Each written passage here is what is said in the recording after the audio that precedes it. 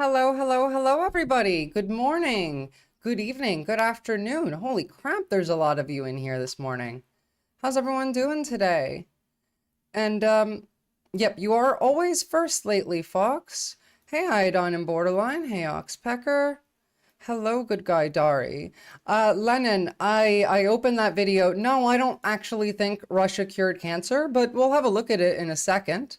True, Oxpecker. Actually, it was Lennon's mother who cured the cancer. Oh, there it is. Thank you for finding that for me, Frank. Couldn't find my little stim toy, and Cat found it. Guys, please have some civility with each other at the very least within chat. Anyway, and hello, Sentient Juice Slave. Been a minute since I've seen you. Yes, Indiana Jones films are full of Nazi occultism. Pretty sure that the series wouldn't exist without it. I feel like it kind of relies entirely on the premise of Nazi occultism. Now then, as you can see that we have swapped to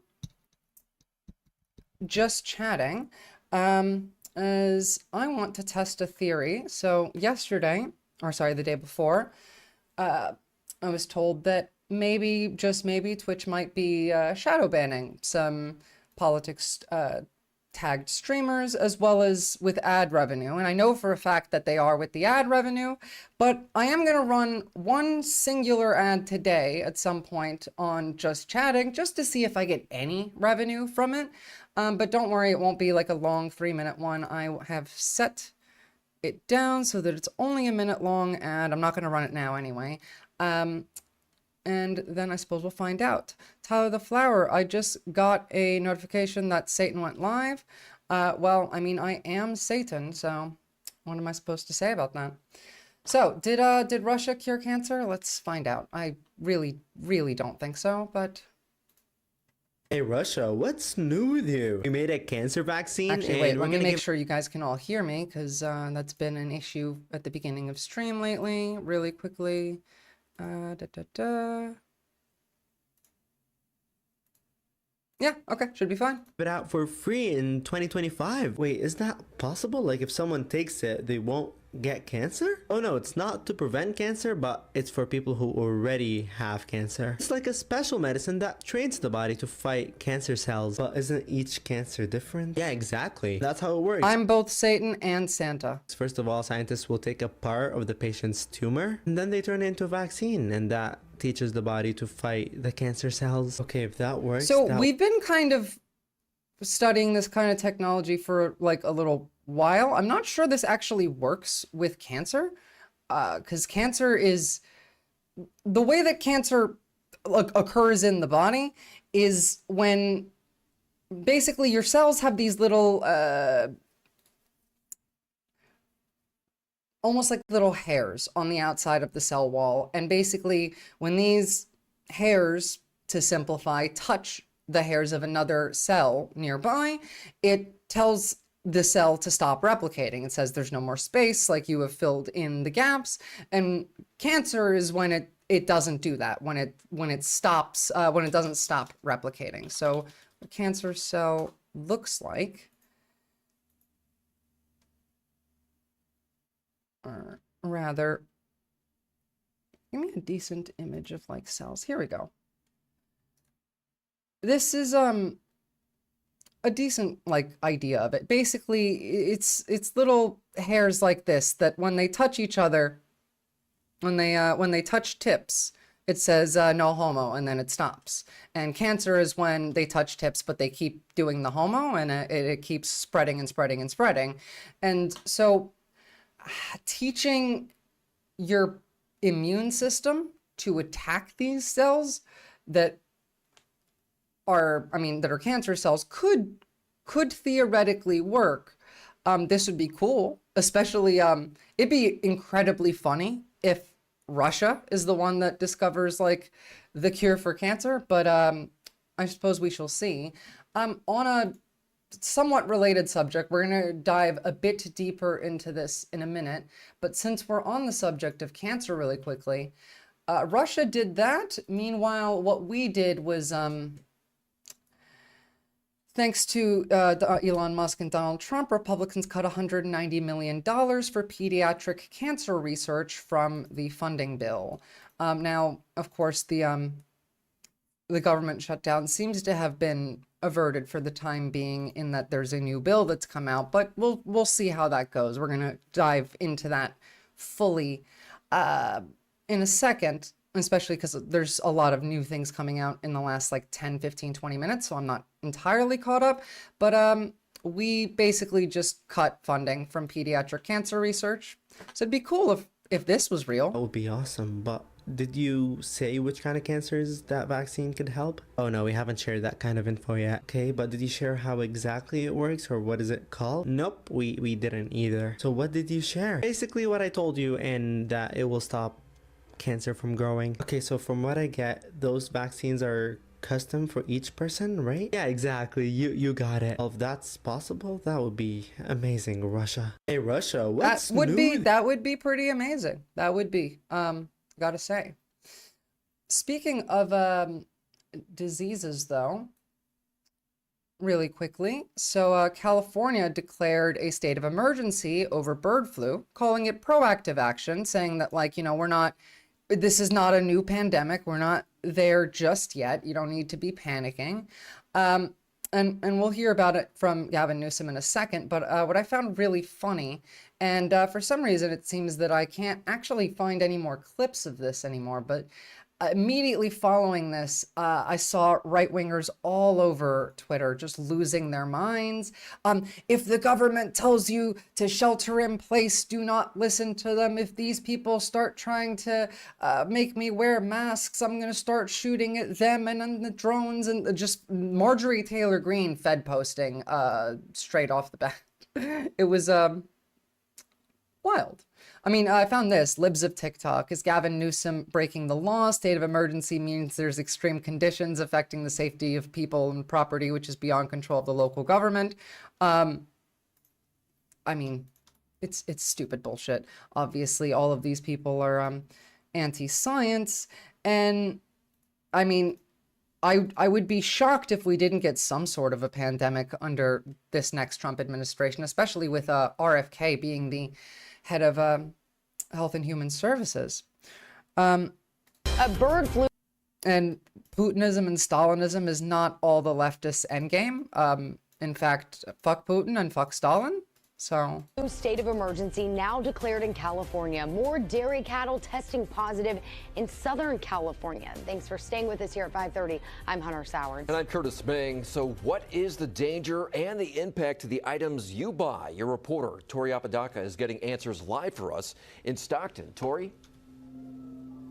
Curtis, one of those impacts, prices. I was speaking with the owner here, and she says that she's been watching the price of eggs and milk go up over the past few weeks. Right now, look, exactly the things that people were worried about. Now, a dozen eggs, nearly $9.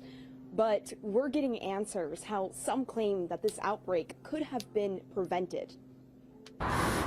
Dairy cattle coming down with bird flu. I mean, to be fair, this could have been prevented if we just invested money into lab-grown meat. We've talked about this at length.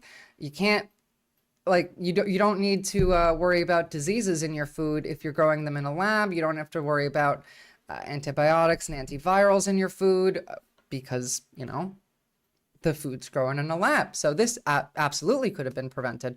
I heard lyrics in a song that said Santa moving in on Christmas Day, and I'm like, why is Santa moving into people's houses? Is he getting divorced? Is he crashing on people's couches? What do we call Mrs. Claus now? What's their divorce court like? Look, I gotta say, Santa's getting old.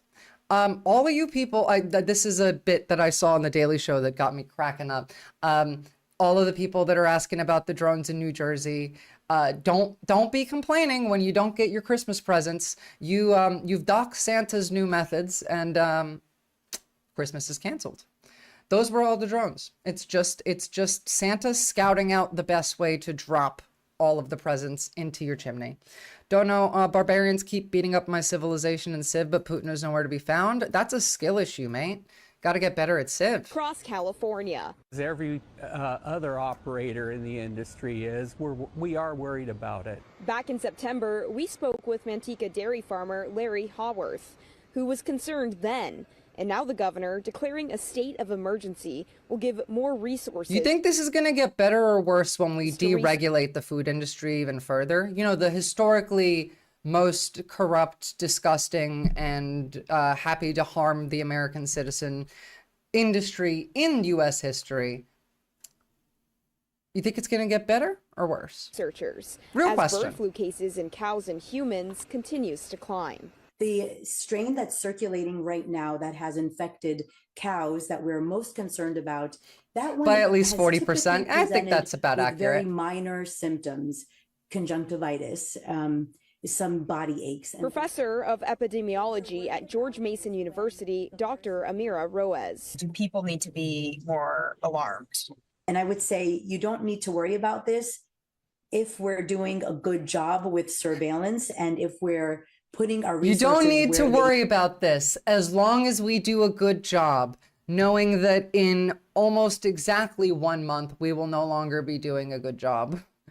If it's affordable to make large-scale lab meat production, we should liquidate the meat industry. Well, I mean, yes. And the thing is, right now, it is expensive to produce lab-grown meat. But the more that we do it, the cheaper it gets. It's like any other technological advancement. You have to put an investment of time and money into it to reduce how much it costs to produce and increase the efficiency and the production amount. But we could easily. The only reason that we don't do this is because of how much of a stranglehold on politics the meat and dairy industry has in the United States. Again, we hear right-wingers like RFK types at the very least talk about foods that are bad for you all the time. What's the one food that they don't talk about that we know for a fact is bad for you, especially for men? Red meat. I should take it as a sign to stop eating fast food, but I also wonder what Taco Bell is going to taste like. I miss Taco Bell so bad, Oxpecker, you have no idea. I want to ban you just for mentioning Taco Bell because it made me want it again. I'm kidding, obviously, but you probably should stop eating fast food, all of you, really, considering your health insurance is about to go away, the prices of your healthcare is going to go up, all the food's going to get worse. Being able to eat healthy and exercise are probably going to be decent investments in your future, both like financially and for health-wise. No, I do not remember the naked chicken taco. I haven't had Taco Bell in America in more than a decade. The last time I had Taco Bell was when I went to Melbourne. If Taco Bell goes off the deep end and the government will collapse, I'm not joking. If we take away the populist treats, they will riot. Well, I mean, that could work. Fast food is not food. Taco Bell made me have stomach flu. You're actually so right. And the location was shuttered by a health department. You know, like even healthy fast food like Subway, which I suppose like Subway is the shittiest sandwiches you're going to get in America. I say Subway as someone living in Australia where getting, I don't know, a sub, a sandwich, a foot long, like anywhere here other than Subway is essentially impossible. But in Ireland, they don't even consider that bread. Subway's bread is considered to be cake in Ireland. Sorry, I was just making sure that my cat isn't like chewing on my wires. Anyway, but yeah, need to be. We wouldn't have to worry about this anywhere near as much if we grew our meat in a lab, which we can. I The California talked about this at length, really, but I'm gonna move off of this just because we have a few more actually like interesting things to go off of. So this right here, this woman absolutely fucking annihilated in this interview. Like this was the best interview in terms of providing answers and providing an argument in favor of class consciousness and in favor of being supportive of Luigi Mangione without directly advocating for violence and why so many people believe that this was like a good thing, why so many Americans were celebrating.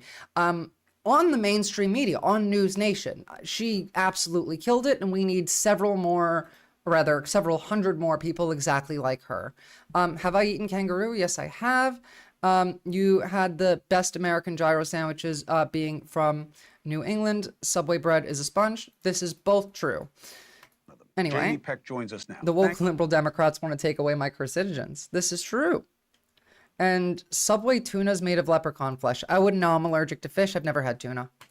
Jamie Peck joins us now. Thank you for taking the opportunity. Thank you, Jamie Peck, for doing this.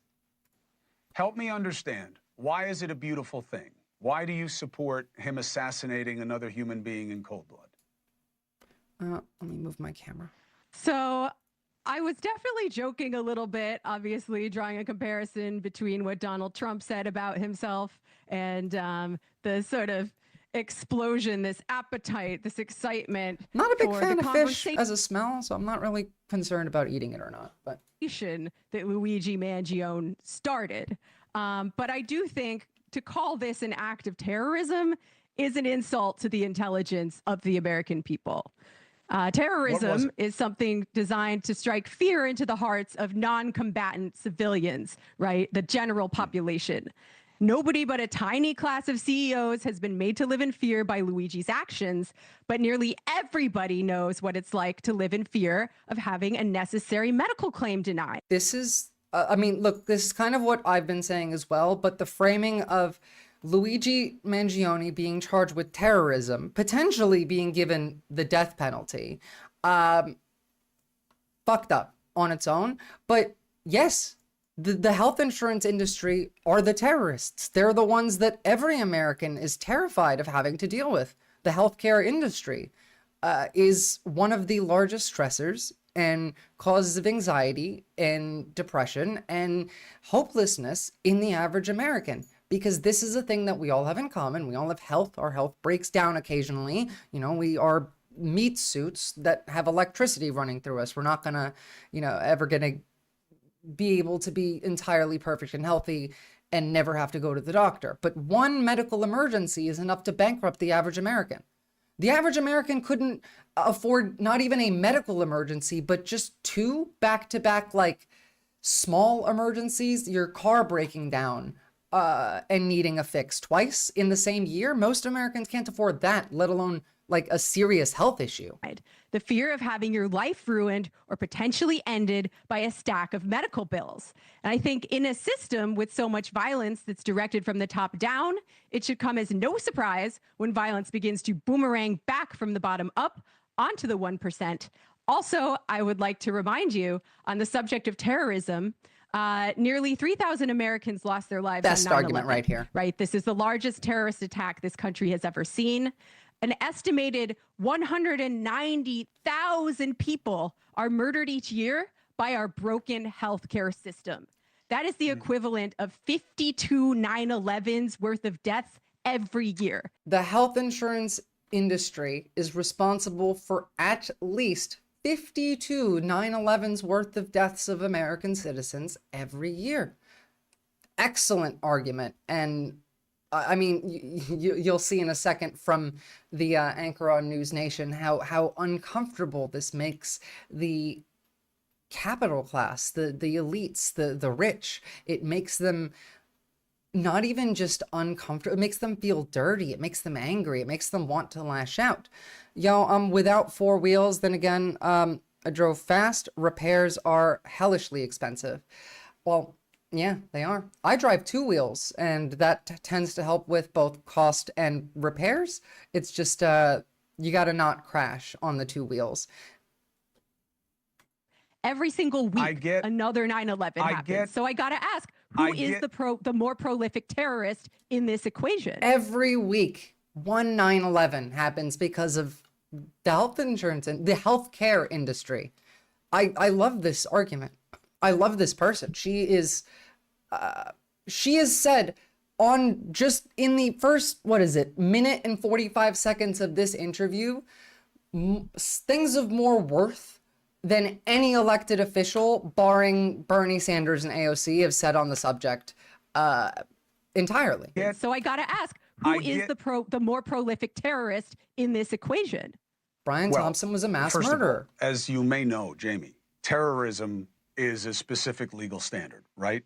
There's no question that Luigi did what he did in furtherance of a political agenda. Good guy, Dari.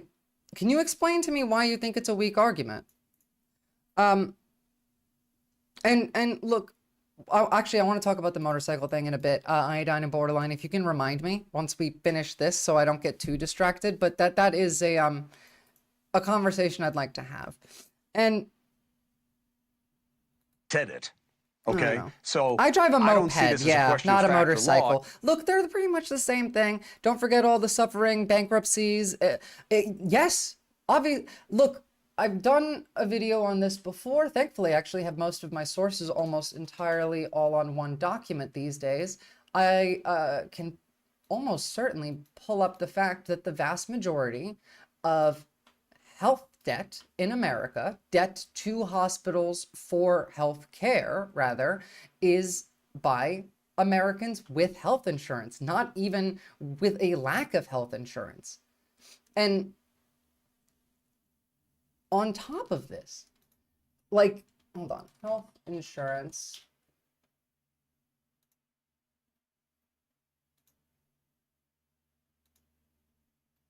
Jesus Christ. Here we go. So first of all, key facts about the uninsured population. There are 25.3 million in 23 uninsured Americans in the country. Number of uninsured children increased from 3.8 million in 2022 to 4 million in 2023. These were, adults and children all together. There's a lot who are uninsured. But the uninsured do not make up the vast majority of healthcare debt. Who makes up the vast majority of debt to the healthcare system, by a lot, by the way. 57.6% of all hospital bills are bad debt, by the way. Bad debt being debt that the corporations don't expect to be paid back. But, where is it? It's in here a second ago.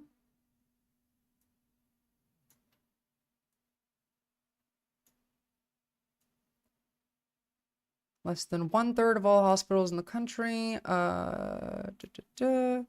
The cost of healthcare in the U.S. is a perennial political concern, eats up more than 18% of GDP, far more and often far worse health outcomes than other democracies. 31% of the cost of U.S. healthcare is driven by the administration of complex bills.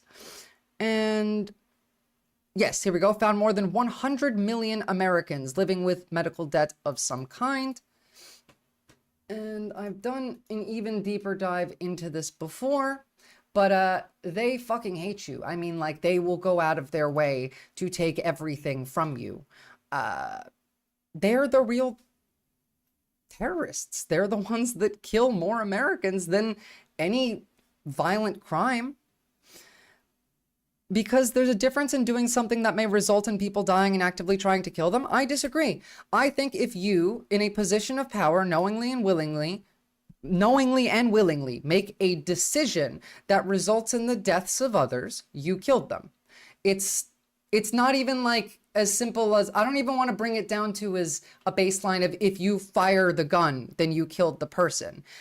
If you sell the gun to someone who's likely to do a mass shooting, then you are responsible for the mass shooting. Social murder. I believe in this. I believe in the fact that Elon Musk, for example, is responsible for the deaths of thousands. Robert F. Kennedy Jr. is responsible for the deaths of lots of people through his anti-vax messaging. Specifically, there's a number of people that directly are tied to his messaging that died. But I mean more than that. This was a social crime. Exactly. PPG, you're right on point here. This man is a mass murderer.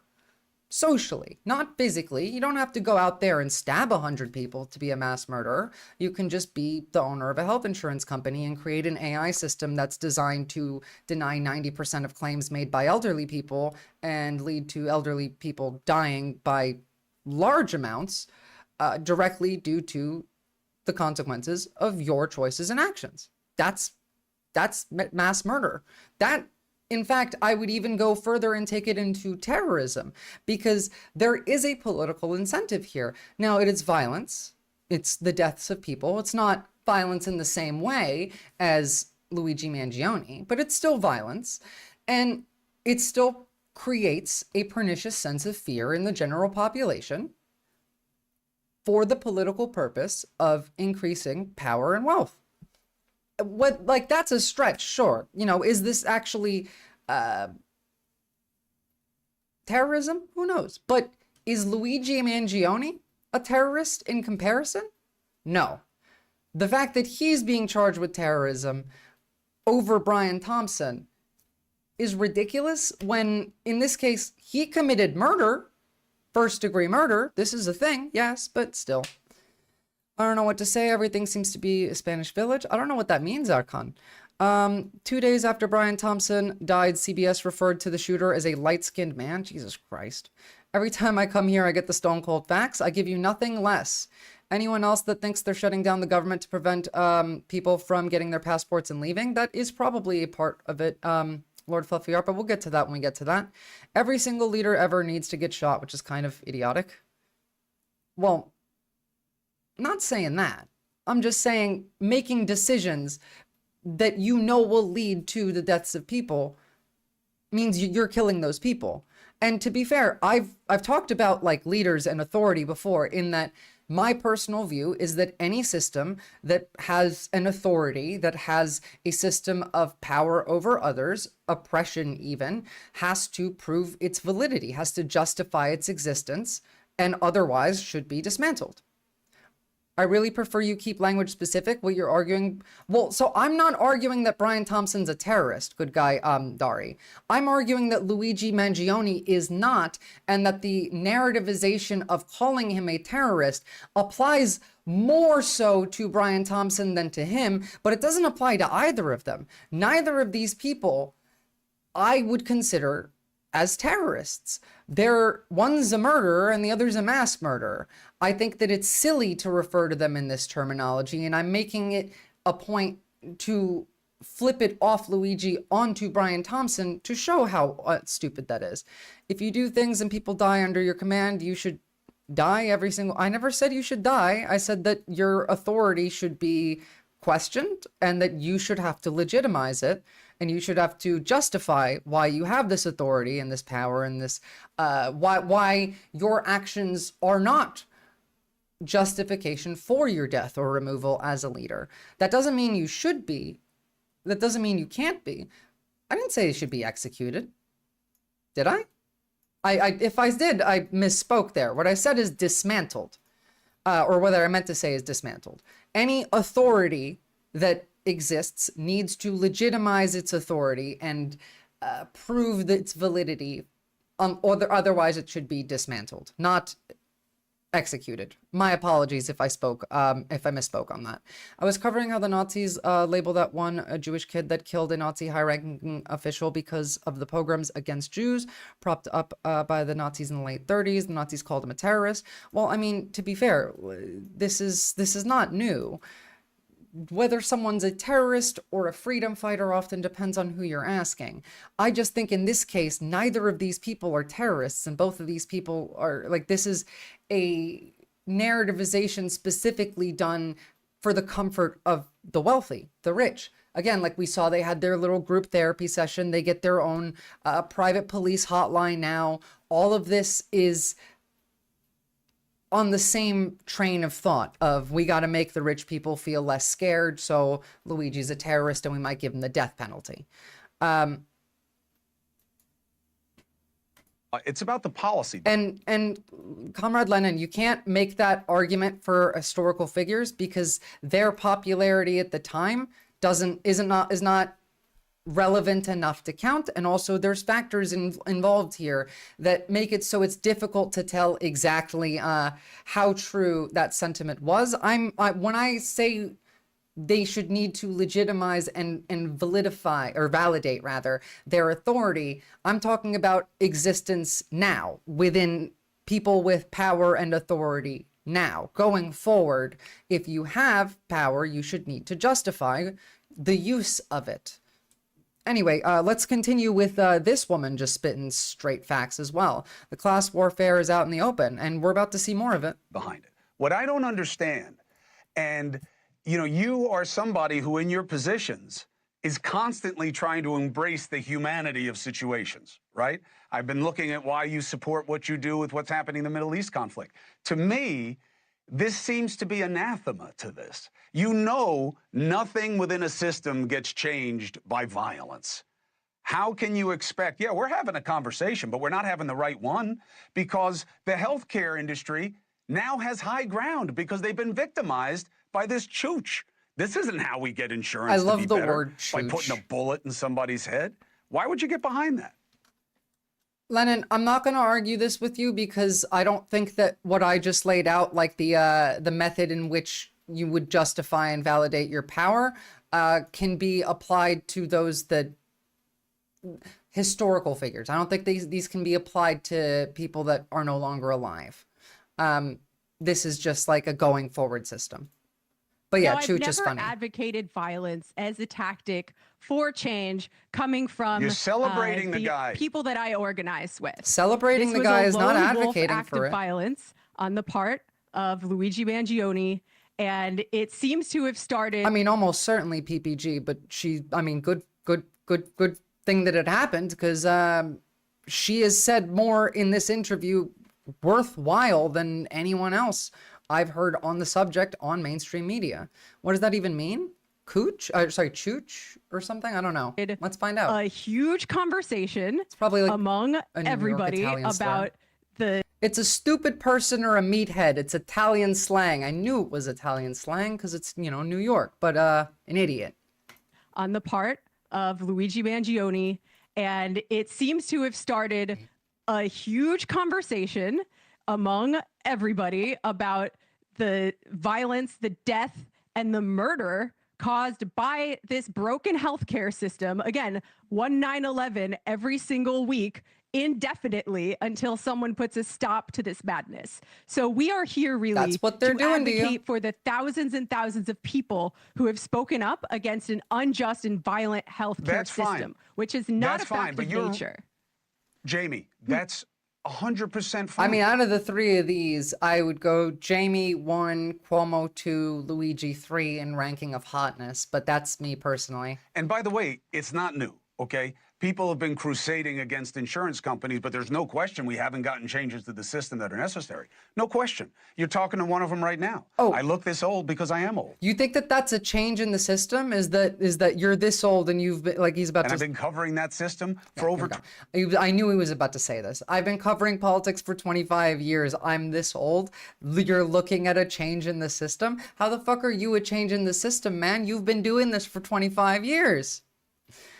And yeah, no, Luigi's not that hot in most of the photos I've seen since he's gotten arrested. She is gorgeous, but I am also biased here in that women are gorgeous. So. 25 years, and almost never positively. But you're raising money for this guy's legal defense. If that isn't supporting what he did, I don't know what would be.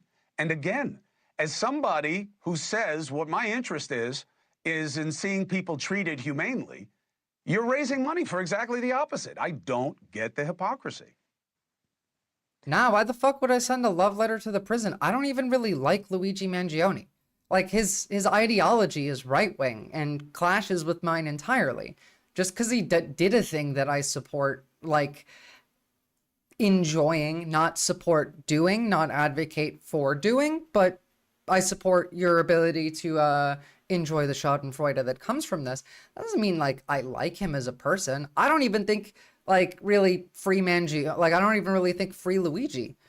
They said, eat the rich, the left needs to take control of this now. Yeah, we do. I mean, and to be fair, the left kind of has been much more effective in messaging on this than we've been in a while.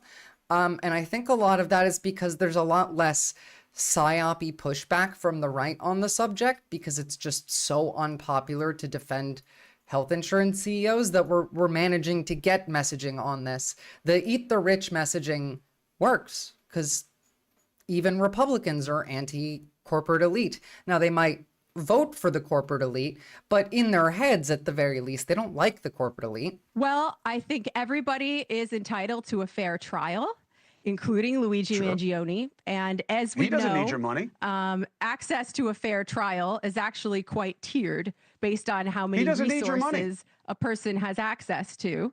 What? He's got access.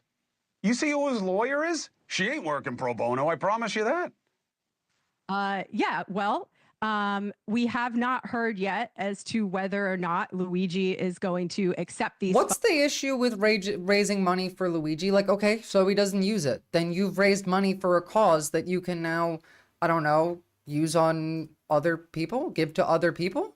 You can like spread this money into other people that are in the criminal justice system that can't access good lawyers, that are being discriminated against, which is kind of the entirety of our justice system.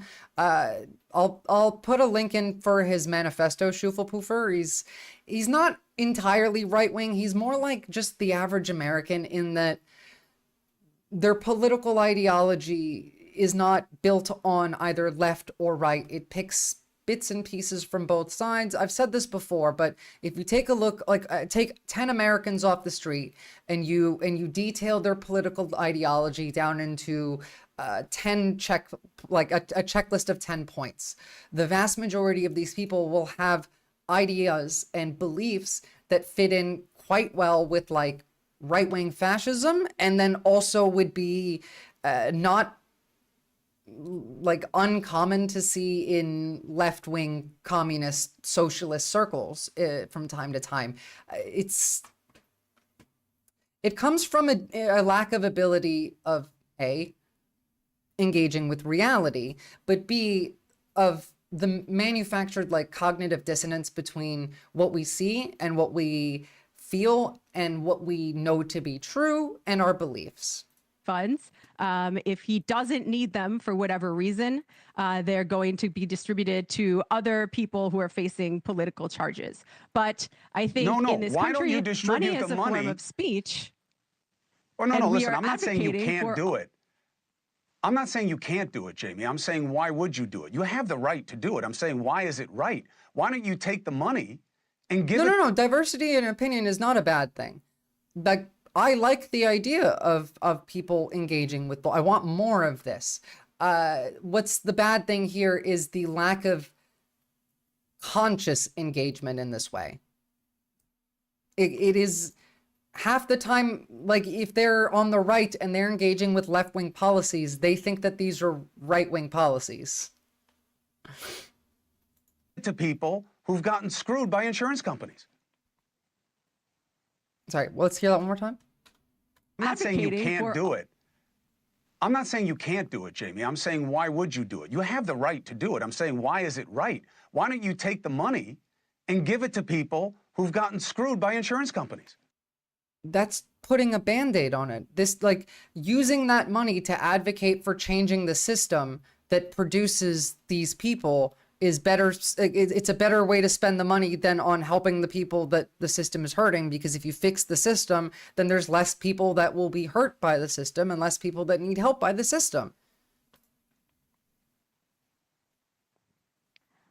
I think I need to refocus once again onto the murder and the violence inherent in this system that so many people all across the political spectrum, across lines of political difference, conservatives, liberals, Democrats, and Republicans are all You clearly don't. excited and energized Raise money to for talk them. about this and to have this conversation. Raise money that's for the leaving action groups so that many go after the comments insurance companies. on I'm with The action groups that go after the insurance companies, you mean the nonprofits that are going to get shut down in exactly 1 month when Donald Trump takes power? You think that there's any chance of being able to make change through nonprofit action groups now? Motherfucker, that was like, that train has left the station. fundraiser. This is not about the insurance companies. That's my problem. Yes, Jamie. it is. I had you on not for sport. I want you to understand that I don't think that the energy that you're putting towards backing this guy. It's not money that needs to go to, like, it's not even donating to Luigi. He's probably not even going to need or get any of this money. He's like waived his he's got extradited, he's got a decent lawyer, he has money. What she's said here before is that if he doesn't need that money, then we'll use that money and give it to other people that are in the criminal justice system that need it and that are being abused by it. And that's a better use of that money.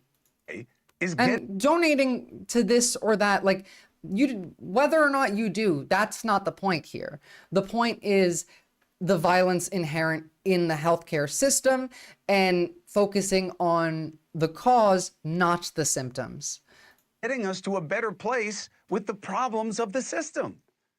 That's my point to you. Use the money you raised for the people who need it, not this guy. Well, I believe we really need to treat the causes of problems rather than merely the symptoms. And I think if you want to know what kinds of tactics I do advocate for, I think we need a mass movement. You know, change comes from the bottom up. Hey, look, it's almost like someone's been watching me. I mean, I hope so. Not the top down, and I'm talking about mass resistance to medical debt. If everybody burns their medical bills in front of the health insurance company direct office, not like this though. That's different. That's going to create change, and we're just trying to figure out how to use. No one's saying that you should go out and do random violence. Popular excitement that doesn't even work. Has been touched off by a violent act that I would not advocate for as a tactic if it were up to me. For example, if suddenly, I don't know, all across the country, we had 6, 7, 8, 9, 15, 100 more Luigis pop up, this would not result in the working class overthrowing the bourgeoisie. This would result in the elites using the military and declaring that there's an invasion of, I don't know, leftists or social. This would give them the excuse they need to quickly just wipe us out. Like, they're going to come for the left. We know that they are. They've said that they are.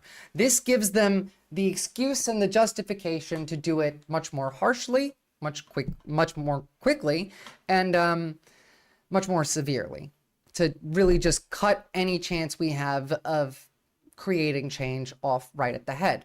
Now, direct action in the ways that she laid out, such as what if everyone in the country burned their medical bills simultaneously? It became a meme, a movement in front of, like, standing in front of hospitals, health insurance agency offices, all over social media.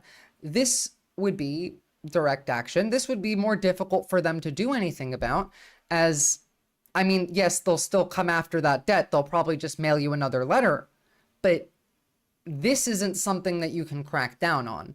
Whereas a mass violent movement, they would use force against us and we would all die right now. Like, we don't have the ability nor the population, like the populist support to be able to do something like that. And so none of that is even worth considering. Right now, it's bottom up direct action change. Get people involved, get people talking, get people paying attention.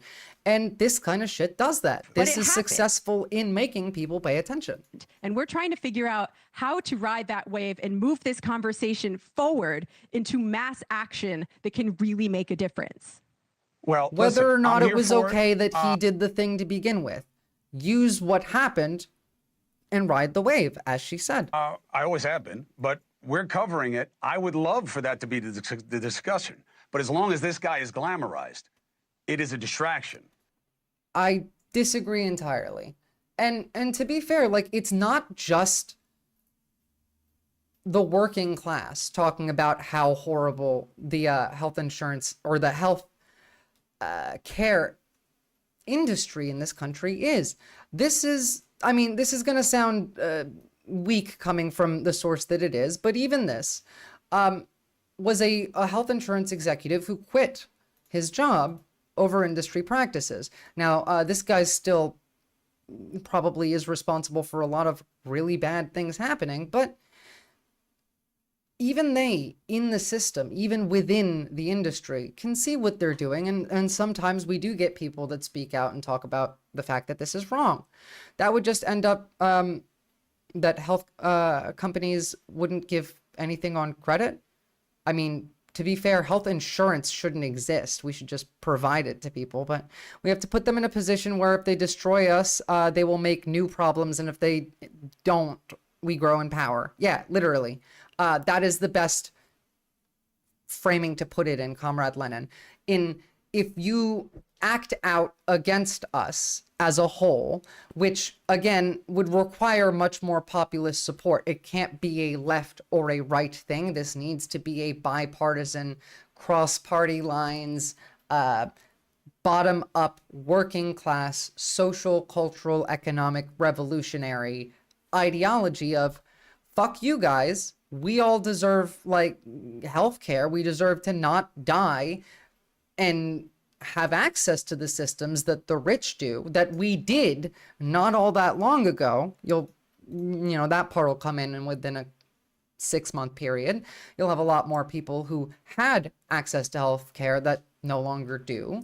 And you create this movement that isn't partisan so that if this movement is cracked down on, it negatively affects all of the people in power.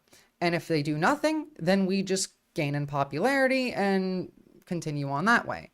I disagree that we have to be like the Bolsheviks in 1917, but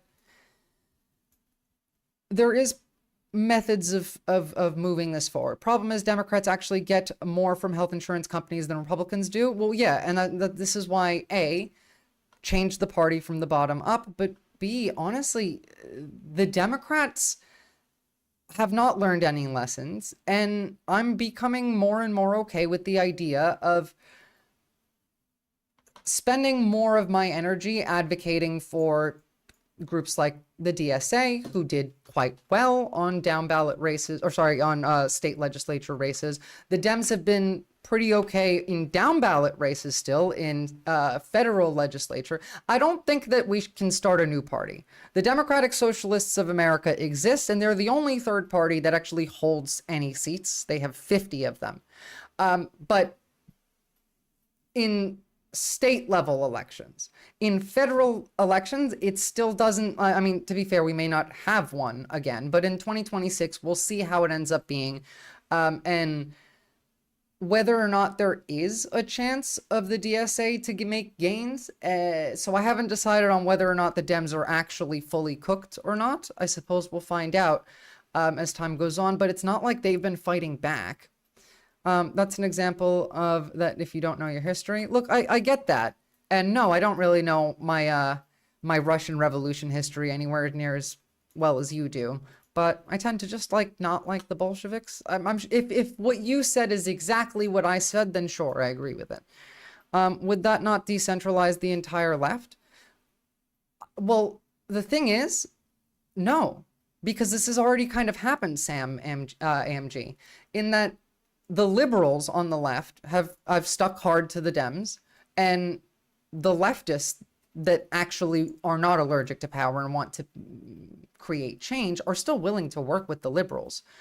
I just don't think relying on them to be, I don't know, at the front and center of everything right now is useful or helpful. AOC and Bernie Sanders have been quite a lot more vocal lately, and they've been supporting the DSA. And until I see something that tells me that I shouldn't, I'm going to support more grassroots, bottom-up approaches. And once we get to a time and place where if we need to consider the usefulness of the Democratic Party, then we shall. I'm not advocating for going against, I don't know, logic, rationale, whatever gives us the highest chance of victory and of enacting positive change. It's fair enough to say that the fact Luigi got caught is a bad thing, and if he didn't get caught, then the elites would have deserved to not be able to do anything else about this. To be fair, the fact that they caught him is still, how they caught him is still pretty sus, I will say. I'm not saying that, the government used illegal methods of tracing internet, internet footprints and using systems like Prism to track you down. I'm not saying that they did do that. I'm just saying that it would make sense if they had, And it feels a bit sus. I'm pissed that the old fucks got chosen to lead the Dems and not AOC. They literally stabbed her in the back for that. It should have been AOC. It should have been nobody but AOC. But the Democrats don't care. I think democratic socialism is the only way forward for the Democratic Party. I think so too. And I think that that messaging being more prominent and being spoken, more commonly, more by people that generally have not spoken in favor of democratic socialism before with large followings, it needs to be legitimized. It needs, we need people like, I don't know, Legal Eagle coming up there and being like, hey, I think the Democratic Party should be moving towards democratic socialism. That would legitimize things, you know? The Democrats are right. Destroying this large obstacle will allow a media environment that could have salvaged more left-wing influence, or right-wing. This is true. In fact, actually, I have a really poignant thing on the subject to play just before this video that we're about to have a look at. Just let me, there we go. I think this is pretty salient here. I don't know. It's important. From Chris Murphy, senator from the Dems. He says the Dems are not functioning as an effective opposition to Trump's accelerating authoritarianism right now, and that this is dangerously complacent. We've had long exchanges over this, over 4 screen caps. You brought me to my next question, which is about your party. In the face of all this, it seems like Democrats, many anyway, are adopting the posture of strategic caution. They fear saying straight out that Trump is threatening illegitimate, corrupt, dangerous abuses of power, because it might well make them appear unwilling to work with Trump. To put it very bluntly, are Democrats saying what you said on Twitter or X, and are they saying it loudly enough? No, and I'll give you an example. Having watched Trump during his first term when nothing was real and everything was a feint or a fake, it was never infrastructure week. He was never serious after Parkland about doing gun control. Why do we all of a sudden decide to take this government efficiency task force seriously? Why are we acting as if this is legitimate? This is a good question. Trump isn't even in office yet. Trump isn't going to be in office. He is the vice president. Elon Musk is our president. We got President Musk from now on.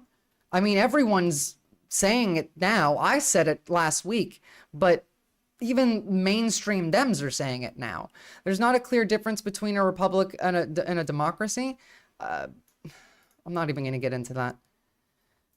There is, and it matters very little to the, I mean, even any of what we're talking about. No party I know of supports voting on policy. They support themselves voting on policy. Well, it goes back to that Contra meme of, what is it? ContraPoints meme. Endlessly critiquing power. Where is it? Where is it? Where is it?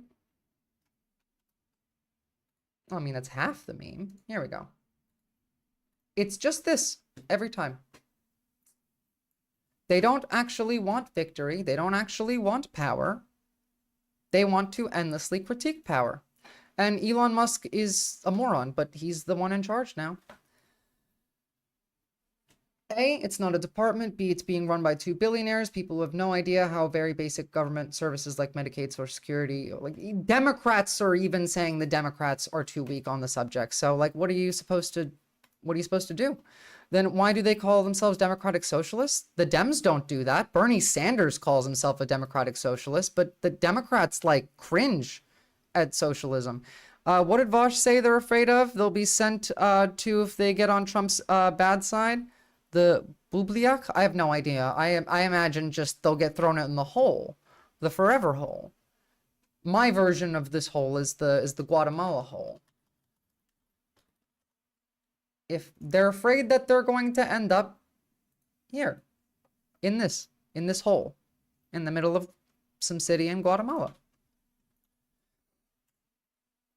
Corporate communications at Cigna has a new opinion piece in the New York Times. Oh wow, I did a whole video on you, Cigna. Exploded. Cigna's also horrible, by the way. In the wake of the murder of United Healthcare CEO Brian Thompson, Wendell Potter who work in corporate communications at Cigna, has a new opinion piece in the New York Times on what he witnessed as a health insurance executive that made him quit. Wendell, thanks for joining us. You write about the fight for a seriously ill 17-year-old to get life-saving care. What happened that led you to leave the industry? It was the use of something that's referred to as prior authorization. It's become something that health insurance companies are using even more frequently and aggressively than back then. 17-year-old Natalie Sarkeesian had leukemia. She needed a liver transplant. She was really quite sick. But Cigna, at the very last minute, as a surgery was about to take place, decided it wouldn't pay for the transplant. They fucking hate you, whether or not they are on the left or the right, whether they donate to the Dems or the Republicans or both. The rich hate you. And this is especially clear when it comes to the healthcare industry. And Donald Trump's new Sarlacc pit he'll install into Capitol Hill. Yeah, exactly. The family raised a big stink, and it became a big PR problem for the company. True, Lord Fluffy Cigna Art. relented, but sadly, so much time passed that Natalie got sicker, and she died just a few hours after Cigna changed its mind. This happens day in and day out, and I wanted to make sure that people have an understanding that that was a case that really resonated with the media, got a lot of media attention. But every day there are people in this country who face delays and denials of care. Their lives are shortened in many cases because of this, and it's all because over the last 30 years, our insurance industry has become for profit. It wasn't that way even as recently as the mid-1990s, but now these companies are beholden to Wall Street, and as a consequence of that... It was always for profit, by the way. It's just that the profit incentive has, A, increased dramatically, and B, their ability to have an impact on politics increased dramatically after the passing of Citizens United. I mean, well, I would like to vote on policy. Voting for politicians who vote the way I want on policy is something I can accept. You should vote on policy, but not just on policy. You have to take all of this into account. They lie about policy regardless. How many people voted for Donald Trump because he thought that they thought he would make the economy better, but he lied on policy? He lied saying that Project 2025 wasn't the plan. And then immediately after winning, they were like, oh, look, we lied to you. Democrats kind of need to learn that sometimes it might be okay for us to not lie to the general public, but like lie to Republicans. And honestly, like everything on the internet is a lie these days. So you can't just vote on policy. You have to bring in some amount of vibe into it. It's difficult to tell how much is real and how much of it isn't. Liberals would rather live with money in their pocket, chains and boots on their necks, and the illusion of power than live without money in their pockets. I don't even think it's necessarily this. I don't think they can envision a different world. The liberal is generally just status quo because it's easy and they don't really like to rock the boat. Yes, it's because they benefit from the status quo, but I don't even really think like chains and boots. They're more likely to capitulate to the point that they don't get the chains or the boot. They put the chains and the boots on them below. Liberals often become fascists in these cases. Historically, at the very least, the liberals often did side with the fascists against socialists and communists. And just so you know, while we're speaking about Cigna here, because this is a former Cigna executive, I made a video 6 months ago, how Cigna's speed over accuracy policy endangers your health. This was based on a ProPublica article that had come out. That was, I mean, they're all disgusting, and they all hate you, and they're all cowards. You can just pay a lot. And you know what? We don't even need to listen to on this. There's so many examples of how much this is pervasive all around society. So this is healthcare. Just as let's have a look at labor really quickly, huh? You know, because even some unions were in support of Donald Trump, were they not? Such as maybe the Teamsters Union. I believe they did not endorse Kamala Harris at the very least. Let's see what happened when they tried to strike against Amazon today in New York. Oh, look, the police are working for the corporations to stop the strike. oh, look, the police are keeping the road clear so all the Amazon trucks could keep going so the strike doesn't actually impact the business incentive, the business ability to run. That's what the police are for. Can't be on the sidewalk, can't be in the street. It's alternated and union class, union minutes. Yeah, look at that. It is actually, well, it should be illegal.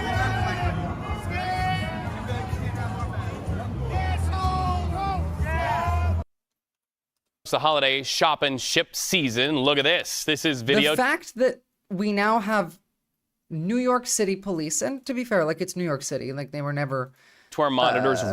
Police for you, the working class, but are out here specifically working against unions trying to strike and to stop their ability to block, I don't know, the trucks from exiting the Amazon warehouse is a show of how things just very quickly have changed. I mean, we saw after the killing of Brian Thompson, Kathy Hochul in New York went out of her way talking about how, you know, they had a group therapy session with the with all the CEOs and how they get their own little hotline and their own private police department that's better than the regular police and only can be called when you're a CEO. Basically, Max Tack from Cyberpunk, if any of you have ever played that game. You think that they give a fuck about your labor rights? They have no control.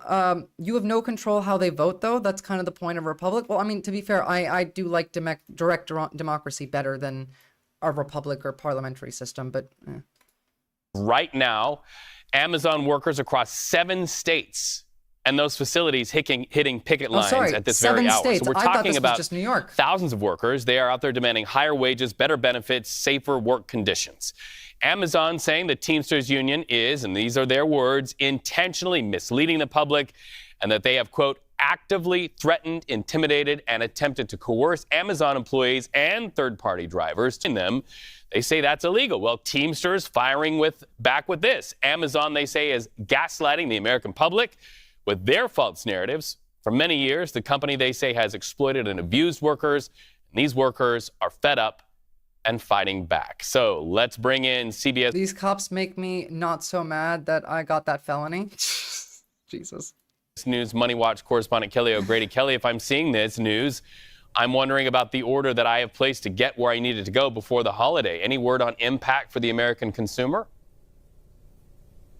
Yeah, it's a really tough time, right? And I think that's what the Teamsters Union is betting on. They're really showing that they're willing to, ensure that maybe some Americans won't get their packages. The good news, Reed, is that this is just roughly 1% of the warehouse workers and the drivers that are striking of Amazon's overall workforce. So likely not in terms of the packages that you are waiting for in most of the country. This is affecting 7 facilities.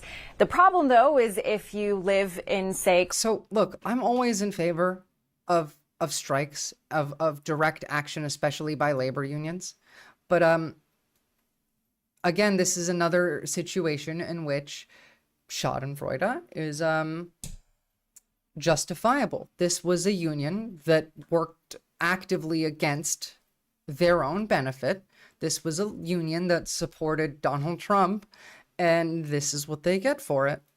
Queens, like me. So that's actually where one of the facilities is striking. You might see a delay to sort of the packages in that surrounding area. So that's kind of the only thing to keep your eye on. We also don't know how long this strike is going to last. They've committed to 1 day. We have started to see a trend of sort of these shorter strikes, especially in other industries, to make a point and then try and get people to the negotiating table. You controlled what employees could think and eat, and when they marched for better wages, you shot them dead in the street. In truth, what you produced were alienated working men who would clock into Detroit and lose themselves like Eminem. Yes, that was absolutely Karl Marx. 100% real quote from Karl Marx. I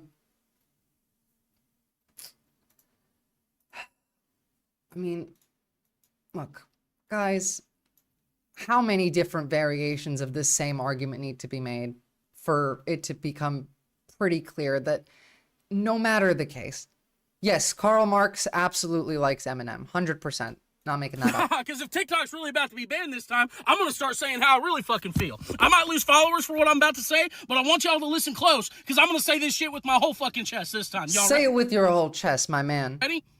The United States government, who historically can't agree on a fucking thing, agreed on banning an app before they ever did a single fucking thing. No idea. To help stop your kids from getting killed in their fucking classrooms.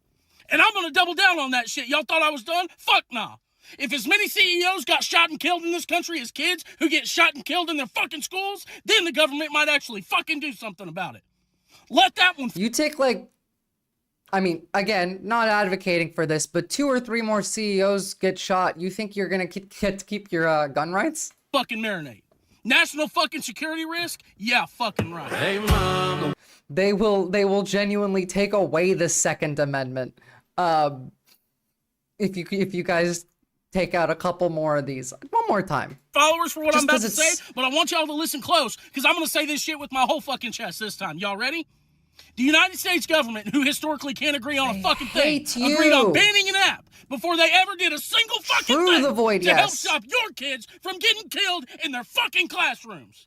And I'm going to double down on that You should shit. be this mad, by the way. If you're anything less than this fucking mad, then you're wrong. And again, they'll take your fucking guns. They don't care. They don't care about your rights and your freedoms. I think you should buy a gun and learn how to use it if you haven't already got one, by the way. Bored Twitch lurker. Y'all So thought I was done? I'm not Fuck a no. gun hater. If as many CEOs got shot and killed in this country as kids who get shot and killed in their fucking schools, then the government might actually fucking do something about it. Let that one fucking marinate. It's true. It's true. There's nothing wrong with it. I mean, nothing wrong in that statement in and of itself.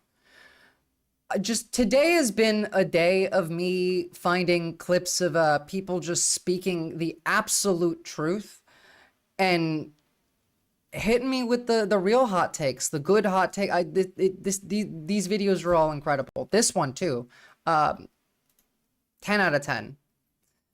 Remember, our democracy has never been real. It's a stage by the ruling class for you to choose what is the bare minimum, so you need to not revolt. Exactly. It's controlled opposition. It's a facsimile of freedom. At the top of your little speech that you do every week, Southers, you say that this board is committed to accessibility for the community, and yet here we are still having these meetings at 9:30 a.m. on a fucking Tuesday, and you guys couldn't even manage to have your stupid community meetings in the 3rd or 4th quarter of this year. Get it together. She's about to preach too. So there have been several donations in the past. And right before we listen to this, I need you to understand, these people that we're just watching, you know, the Jamie on News Nation, that guy we just watched on TikTok, this person at their city council meeting, we need people like this. We need to excite the American people and get, this is the left-wing equivalent of every time we would see a Karen at like a school board meeting talking about some dumb shit. We need our version of this. It's just not dumb shit. And we're getting it. This is how class consciousness comes about. I did tell you guys, under authoritarian rule, under fascism, under unjust, corrupt political systems, an underground does tend to develop. We just need to not get stamped out. Last few weeks for various youth programs, and like many of the other speakers today, it honestly can't be said often enough that LAPD has no business running youth mentoring programs. Yeah. It's objectively a moral cesspit. It's corrupt from the top down. The elected head of your fucking rank and file runs a security company which hires cops fired from the LAPD, which is very fucking scary, very hard to get fired from the LAPD. Some of them fired for violent offenses, hires them to be security guards at Walgreens, and then scams them out of their wages. The head of this just letting it rip. Accountability body is on the payroll of a genocidal foreign army. He legally used government databases to spy on his ex-wife. He started an organization which would employ a police officer who molested over 200 kids and never said anything about it. That's fucked up. Never distanced himself from it. And the stuff that I have heard in the last 2 years of Matt, you can make as many people as you want aware with pretty speeches, but the state and corporations have the power and nothing will threaten that, really? Yes, it will. Class consciousness will. That's how they got that power. is by getting a bunch of pretty speeches to make people on their side do exactly that. We just need to do the same in reverse. Just use their playbook. Holy shit is right. She is like eviscerating these people. You need to basically use the American culture of anti-establishment, ram that against the ruling class who couldn't care less about you, which most people are aware of. You just have to capture the populism fuel. Thank you. They have fake populism. We just capture it and do real populism. Even the right loves Bernie Sanders to this day. They all know that the rich hate us. Even they do on the right. We need a bottom-up social, economic, and cultural revolution. This means, kids and never said anything about it, never distanced himself from it. And the stuff that I have heard in the last 2 years of attending these meetings is like... Not in the Maoist sense. Why does everyone have to say Maoist when I say cultural revolution? I just mean like the emancipation of the working class requires the emancipation of all of the different groups of discriminated against people, of disenfranchised people. I mean, like women, children, religious groups, ethnic groups, everyone from the bottom up needs to work together and liberate ourselves from the elites. It's not in the Maoist sense. The fact that you think that you can run programs for kids is truly disgusting. And just off the top of my head, what I can remember, a new recruit arrested for child molestation, a supervisor fucking their subordinate on the job, and I think it was the wife of another officer. Yep. This is the LAPD, by the way. You think they have any business in your schools? I mean, like I had DARE officers come into my schools, but I mean, I don't know what they were getting up to, but I don't think it was this kind of shit. One more time. And yes, we can watch some AOC. If you can link me a video that you want to watch, I'll play that. Especially if it's on the like Elon Musk government shutdown shit. But otherwise, I'll find something. And yes, I know it's because he's a famous cultural revolutionary. A new recruit arrested for child molestation, a supervisor fucking their subordinate on the job, and I think it was the wife of another officer. An officer who sexually abused a I don't think she's controlled opposition. mentally ill woman and forced her to have sex with an explain why animal. in a minute. I mean, Gabriel Spada. you blew up a truck full of fireworks and killed people and blew up their houses. You beat the shit out of protesters. You kill people in high-speed chases. You shoot them in the worst moments of their lives when they come to you for help. And you have the nerve to run fucking youth mentoring programs? It's literally mind-blowing. I want to talk with my time remaining about something that happened on Wednesday. There was a sweep at an encampment in CD11. There is a woman there that I'm friends with who lives in an RV. For Twitch Lurker, we need people in positions of power that legitimize socialism, democratic socialism, socialist ideals. She votes along party lines because she's not allergic to power like the vast majority of the left. It's kind of like how people say that Bernie Sanders is grifting to the right now because he made that tweet about like, well, you know, I'm happy to work with Elon to cut the Pentagon funding, knowing full well that that would never be a thing that would happen. But you know, Bernie's well aware and that I'm willing to work with someone who in bad faith will make a claim to see if I can kind of make something happen anyway. In the AOC is just trying to like exist in a place of power. And yes, she'll often vote along party lines against her ideals, or at least her stated ideals. And you might be right, she might be controlled opposition. I personally think Destiny's controlled opposition. But I think that her presence legitimizing the existence of socialism in and of itself is more useful to us than anything that she would vote for anyway. Like the Congress isn't voting on anything to make your life better. And AOC is not in a position of power to change that. We need about 100 more of her to do anything like that. Or rather not, you know, exactly 100, but you know what I mean. It's more just her presence And same with Bernie. Whether or not they actually get much done, whether or not they vote along with the party lines, they legitimize the idea. I turned one of your viewers into a democratic socialist, the next best thing after communism. I mean, I'm not a communist, but I think that it's a good start. I think they are all scummy. I do too. I agree. I just think that they're useful. Does that make sense, Board Twitch Lurker? As in, like, they exist for a purpose. No, I'm a libertarian socialist. We've talked about, you've been here when I've covered it. She obviously is coping with a lot, and she was talked into voluntarily giving up her car to be towed by an LAPD officer. She didn't understand what was happening to her, and she wasn't allowed to get any of her shit out of her car, so she had no clothes, she had no underwear, she had no food. And you know what the dumbest thing is? When I call that fucking tow company, they'll let us come down and get her shit out of the car. But that LAPD officer couldn't give her 5 minutes to get her stuff out of the car before they took it away. Well, that's 'cause the cops hate you. Also tricked her into signing something, into voluntarily giving up her vehicle, which she did not realize she was signing. Fuck all you guys. The mic drop on that lady. I mean, brilliant. Oh, there's more. There's more? It's my guy right here. My name is Matthews Guidano with the Stop LAPD Spying Coalition. So again, this whole notion... It's not next best thing. It's moving in the correct direction. And look, you know what?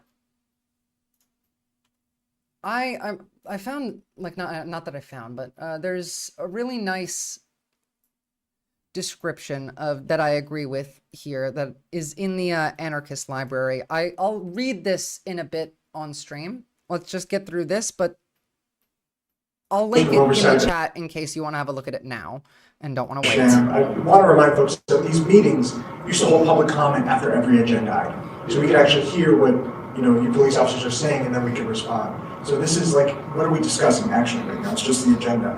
One thing I want to bring up is the $202K dollar donation for license plate readers in the Chevy Hills community. And it's not an oxymoron. You're just a moron, Netfox. We've been over it.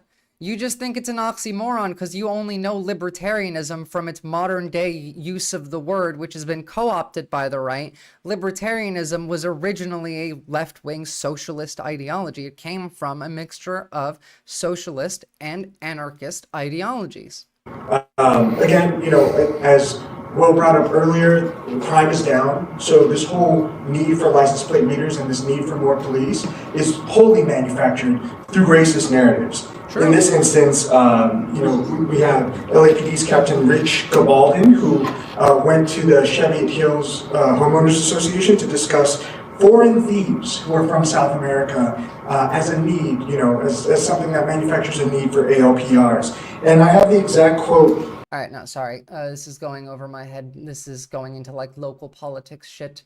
But like the lesson here largely is the police have always existed in a manner of abusing the power that they have. Police in the United States were originally used as like slave catchers. That was their entire job. Now, police existed for millennia before this, and I've talked about the fact that the police should be basically just community helpers. Their job should be to do whatever someone needs help with, whether it's crossing the street, whether it's moving into your house, whether, you should be able to call the police and have them bring you McDonald's without you having to pay them. That should be their job. Now, protecting you could be on the list, but not all the way up. To protect and serve really should just be to serve, and protect is implied under this. That would be my better view. Although, again, this is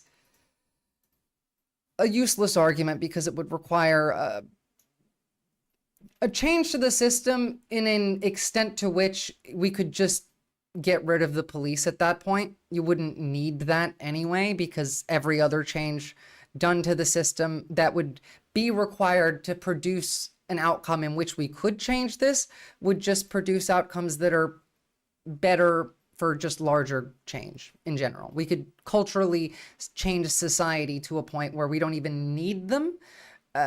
versus changing police to make them fit better in what our ideal is. And we are trying, Tyler the Flower. I've talked about the fact that my political ideology of libertarian socialism is something that can't be achieved in my lifetime. I can only work towards it.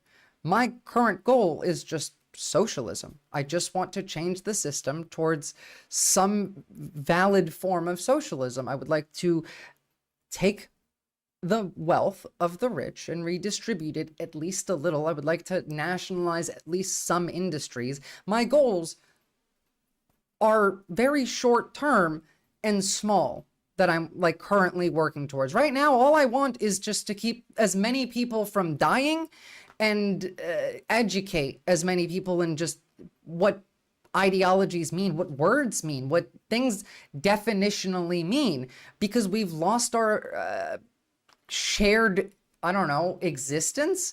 We don't agree on basically anything anymore. And a lot of that comes from, I think, not a lack of understanding, but a lack of definitional understanding. The well has been poisoned. Words don't mean what they used to mean, and so people get confused. And that's, I think, the first step towards fixing things is creating a consensus again. What if Trump turns out to do good things? Well, first of all, Trump is not in charge, but if he did, that would be nice. It's not going to happen.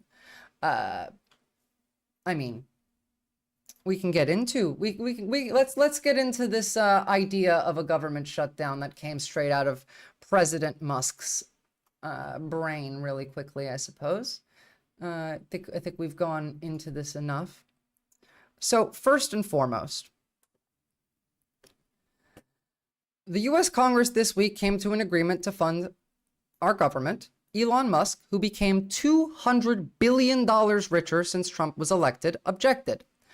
Are Republicans beholden to American people or President Musk? This is oligarchy at work. This was true. By the way, the new spending bill would increase the wages that congressional members make from $174,000 to $243,000 a year. Basically, they think that they deserve to get paid anymore. Passing this question off to you. How do you make capitalists give up their stuff if you're anti-authoritarian? You use methods that they would consider authoritarian, but are not authoritarian because they're done through a collective action of the people. Look, I've talked at length about the ideologies and stuff before, and I promise we'll get to them after we cover some of the news, but save your questions, write all those down. I'll happily go more into how do we redistribute wealth? How do we try and make this system not authoritarian, anti-authoritarian? Because I am against authoritarianism. It is definitionally part of, the idea of libertarian socialism. But let's focus here. Hello, Bat Guys. And it's been good. We're just getting started. Also, I have, we're not going to watch this whole thing. I just want to hear Marjorie Taylor Greene and AOC yell at each other, and it was requested anyway. So let's have a look at this while I pull up the rest of the docs. That is absolutely unacceptable. How dare you attack the physical appearance of another person? Oh, I remember this. Words down. I mean, this is not new, but I loved this. Oh, girl, baby girl. Baby girl. Don't even play, baby girl. We are gonna move, and we're gonna take your words down. I second that motion.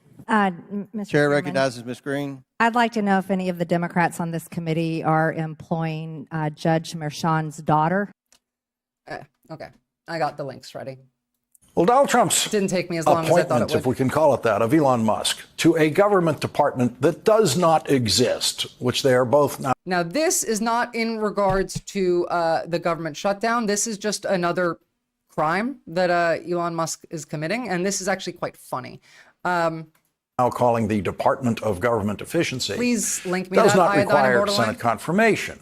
If it did, Elon Musk would be asked questions about his publicly proclaimed drug use, which is one of the reasons the New York Times breaking news tonight is that Elon Musk has violated the security reporting rules for his and his company's top secret security clearance. Now, obviously, he can break whatever rules he wants, and that's not the point here. What's actually incredibly funny is what his employees are doing about it. If Elon Musk had to submit to a Senate confirmation hearing, he would be asked about an email reported by the New York Times tonight, written by Cody Miller, an Army veteran who worked on security clearances at Elon Musk's company, SpaceX. Thank you. Just over a month ago, Cody Miller wrote an internal email at that company saying, according to the New York Times, SpaceX has a let's push it till we are caught mentality, Mr. Miller wrote. Most corporations do. The cost of getting caught doing something illegal is factored into the budget of a business. They know that they'll get fined. They factor that into their profit margins, into their incentives, all of that. They know. Adding that top executives followed the rules only when convenient for senior leaders. That same day, SpaceX's Human Resources Department called Mr. Miller and pushed him to leave. 3 people with knowledge of the company said. Mr. Miller agreed to resign. Pete Hegseth, who still has not secured the votes to be confirmed as Secretary of Defense, has promised that he will quit drinking if... Okay. I mean, I suppose this is important. This is the whole cabinet. So let's get a good view. Tyler, the flower, you asked me earlier, what if Donald Trump does some good things? Well, this is the people he's picked. What happened to the AOC video I sent you? You were censoring her. It has music that's copyright and I can't play it. And only if he is sworn in as Secretary of Defense. But Elon Musk has not promised the alcoholic to stop, who will stop drinking only if he gets the job. As Secretary of Defense, has promised that he will quit drinking if and only if he is sworn in as Secretary of Defense. But Elon Musk has not promised to stop using drugs in violation of his top security clearance.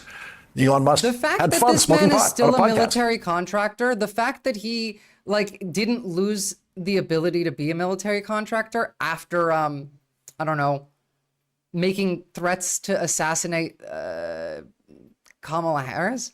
No, Musk is a ketamine addict. Pete Hegseth is an alcoholic. Musk does a lot of ketamine. There was reports after he bought Twitter that he would lock himself in his office and just do ketamine, and the staff of Twitter thought he was going to off himself. But that was a violation of his top security clearance. Tulsi Gabbard is not even close to securing enough Republican votes to be confirmed as Director of National Intelligence. Reuters is reporting that 8 Republican senators have doubts about Tulsi Gabbard. Quote, the transition team source and the source familiar with the issue said 8 Republican senators harbored doubts about support. I'm glad SpaceX is actively doing what they're doing, but it has nothing to do with Elon Musk, Beckaz. He doesn't. All he does is take credit for the work of other people. The people in SpaceX do their job. It's just they don't get credit for it. And yes, he's in a constant K-hole. Elon Musk is going to go full Homelander. Well, kind of already has. He's the president now. I mean, do we think he doesn't drink a lot too? I kind of do, actually, Oxpecker, mostly just because from what I know about ketamine is a medicinal agent, which you can get, by the way. It is, I'm not saying you should do ketamine. I'm not a doctor. Unlike Elon Musk, I'm not going to give you medical advice without, being a doctor. But from what I know, it can also be useful in reducing cravings for other substances like alcohol or drugs. But I don't know that for a fact. But maybe. I mean, supporting the former lawmaker because she was unprepared to answer tough questions during an initial round of meetings last week on Capitol Hill. That's her failure so to funny. address those questions sufficiently, her 2017 visit to Syria to meet then Syrian President Bashar al-Assad, and her lack of significant intelligence experience fueled those concerns, the sources said. In other words, Tulsi Gabbard's meetings with senators have harmed her chances for confirmation, not helped. It only takes 4 Republican senators joining with Democrats to defeat a Trump nomination in the Senate. As of now, Reuters reporting 8 are not there yet, not ready to vote for Tulsi Gabbard. I still struggle to believe that when the time comes, any of these people will, I don't know, vote against. Any of these people will defy the new emperor, but I don't know. It would be interesting if it did. I still think all of this is a show, and when the time comes, not only will all of the Republicans fall in line, but a lot of the Dems will too. I mean, we know for a fact Fetterman is trying to get on Trump's good side. Pete Hegseth there's a poll on Pete Hegseth, according to a recent poll, has the support of only 17% of Americans for confirmation. That means that the fact that he even has 17% is insane. This guy doesn't believe women should be in the military and that germs exist. Trump voters do not support Pete Hegseth for confirmation as Secretary of Defense. Most Trump voters do not want a Secretary of Defense with a drinking problem so severe that he has decided to promise to stop drinking if he gets the job.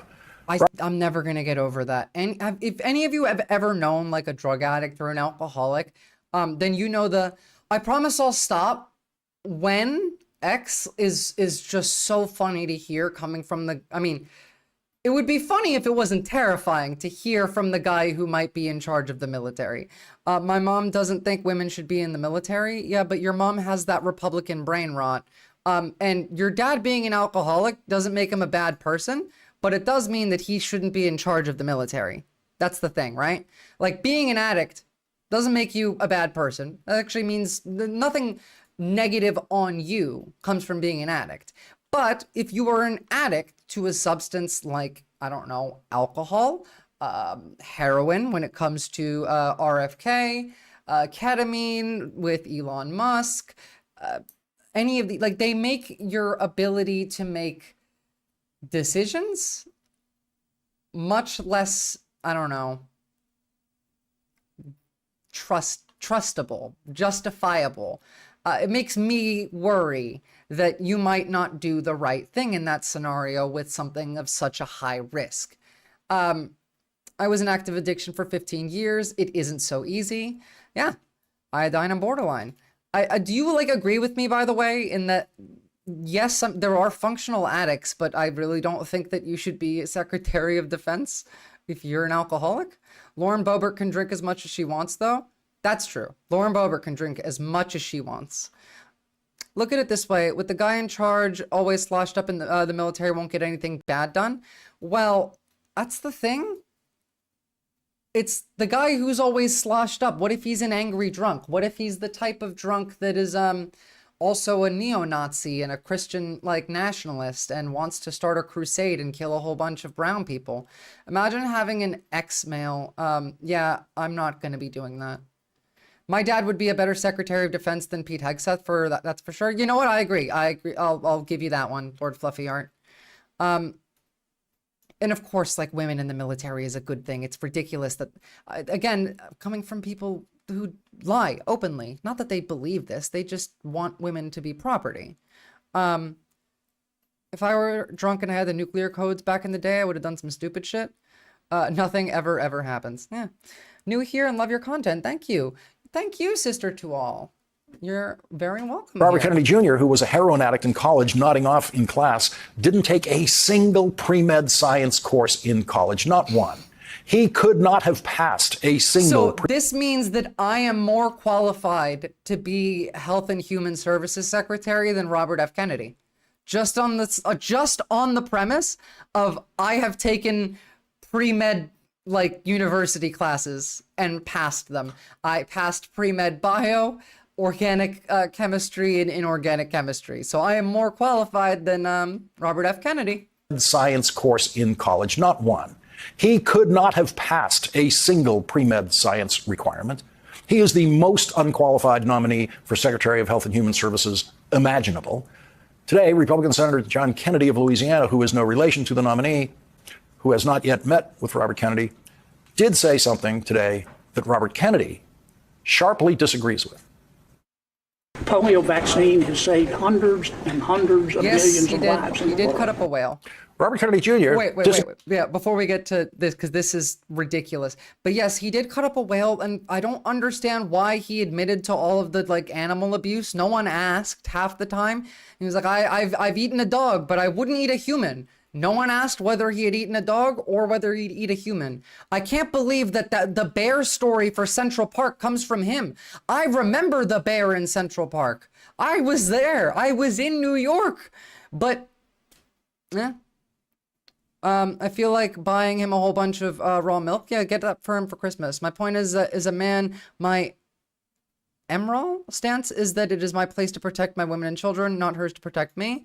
I think that that's very British of you. I think that it's your duty as a human to protect other humans from harm. And it's your duty as a human being to produce, I don't know, positive outcomes for the future of all humanity, whether they're your family or not. But yes, that I can respect that point of view as well, Batgaz.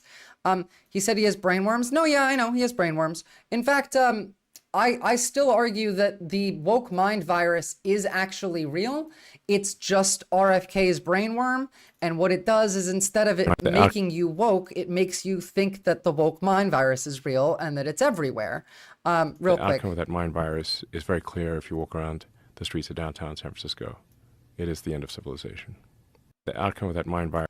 The part that women should focus on making families. That's the part I hope you were trolling on. Women do get abused in the military, but that's a systemic issue that needs to be solved. That's all I was referencing. And yes, women are good at holding guns too. We watched a couple of that the other day, actually. Also, women have bought a lot of guns since Trump won. Sharply disagrees with. Okay. And Kennedy of Louisiana, who is no relation to the nominee, who has not yet met with Robert Kennedy, mind-boggling, did say something today that Robert Kennedy sharply disagrees with. Polio vaccine has saved hundreds and hundreds of millions of lives in the world. Robert Kennedy Jr. disagrees with that completely. He says the polio vaccine has killed more people than any other vaccine, and that is a lie. That's a Kennedy lie. And now, when asked about the polio vaccine in Senate hallways, Robert RFK is claiming that the polio vaccine killed more people than polio did. We're so fucking cooked, guys. The brainworm doesn't understand how to manipulate the vocal cords. That's why he sounds like that. It's you know, if you guys have played Halo, you know the grave mind of the Flood that controls all the little Flood bits. Robert F. Kennedy's brainworm is the grave mind. It's the one that's been there for so long that it developed sentience outside of the hive. And then the spores that come out of RFK enter you and infect you like Elon Musk was infected. And they just follow after the decisions that the base grave mind brainworm makes, which is why they don't sound like that. Kennedy Jr. says this. I support frogs in the military. What's your position on the polio vaccine? Do you mind repeating what you said previously about the polio vaccine? Do you support it? Yeah, I support it. Here is what Robert Kennedy said about the polio vaccine last year. There's no vaccine that is, safe and effective. Those are big words. What about the polio? Can we talk about the? Well, here's the problem. Yes. Here's the problem. 98 million people who got that vaccine in my generation got it, and now you've had this explosion of soft tissue cancers in our generation that kill many, many, many, many, many more people than polio ever did. Okay. First of all, insane. Soft tissue cancers relation to polio vaccine. I'm just Googling it really quickly. I know that this is, by the way, not in any way actually true, but... Oh, lovely. Great. Just Googling soft tissue relation to the polio vaccine produces results that I know for a fact that Robert F. Kennedy cannot read because he didn't take any pre-med science classes. From result 1 down, this man could not read any of these. There you go. Let's just open a few. It makes me laugh so much when people who lack the intelligence and the education of, I don't know, people with several PhDs make claims or ask for evidence of things that require education of at least one PhD. Tell me, can Robert F. Kennedy off the top of his head explain what acetabular dysplasia is. No, he can't. I can't. It's ridiculous entirely. Now then, we choose to go from the grave, from polio and to, man, speak like English. I could not read that. So the thing is, they're not going to outlaw the vaccine. They can't. This would piss off the pharmaceutical companies as well. What they will do is they'll remove requirements for you to have to vaccinate your kids prior to sending them to school, and they'll make vaccines expensive. And so less people will get vaccinated.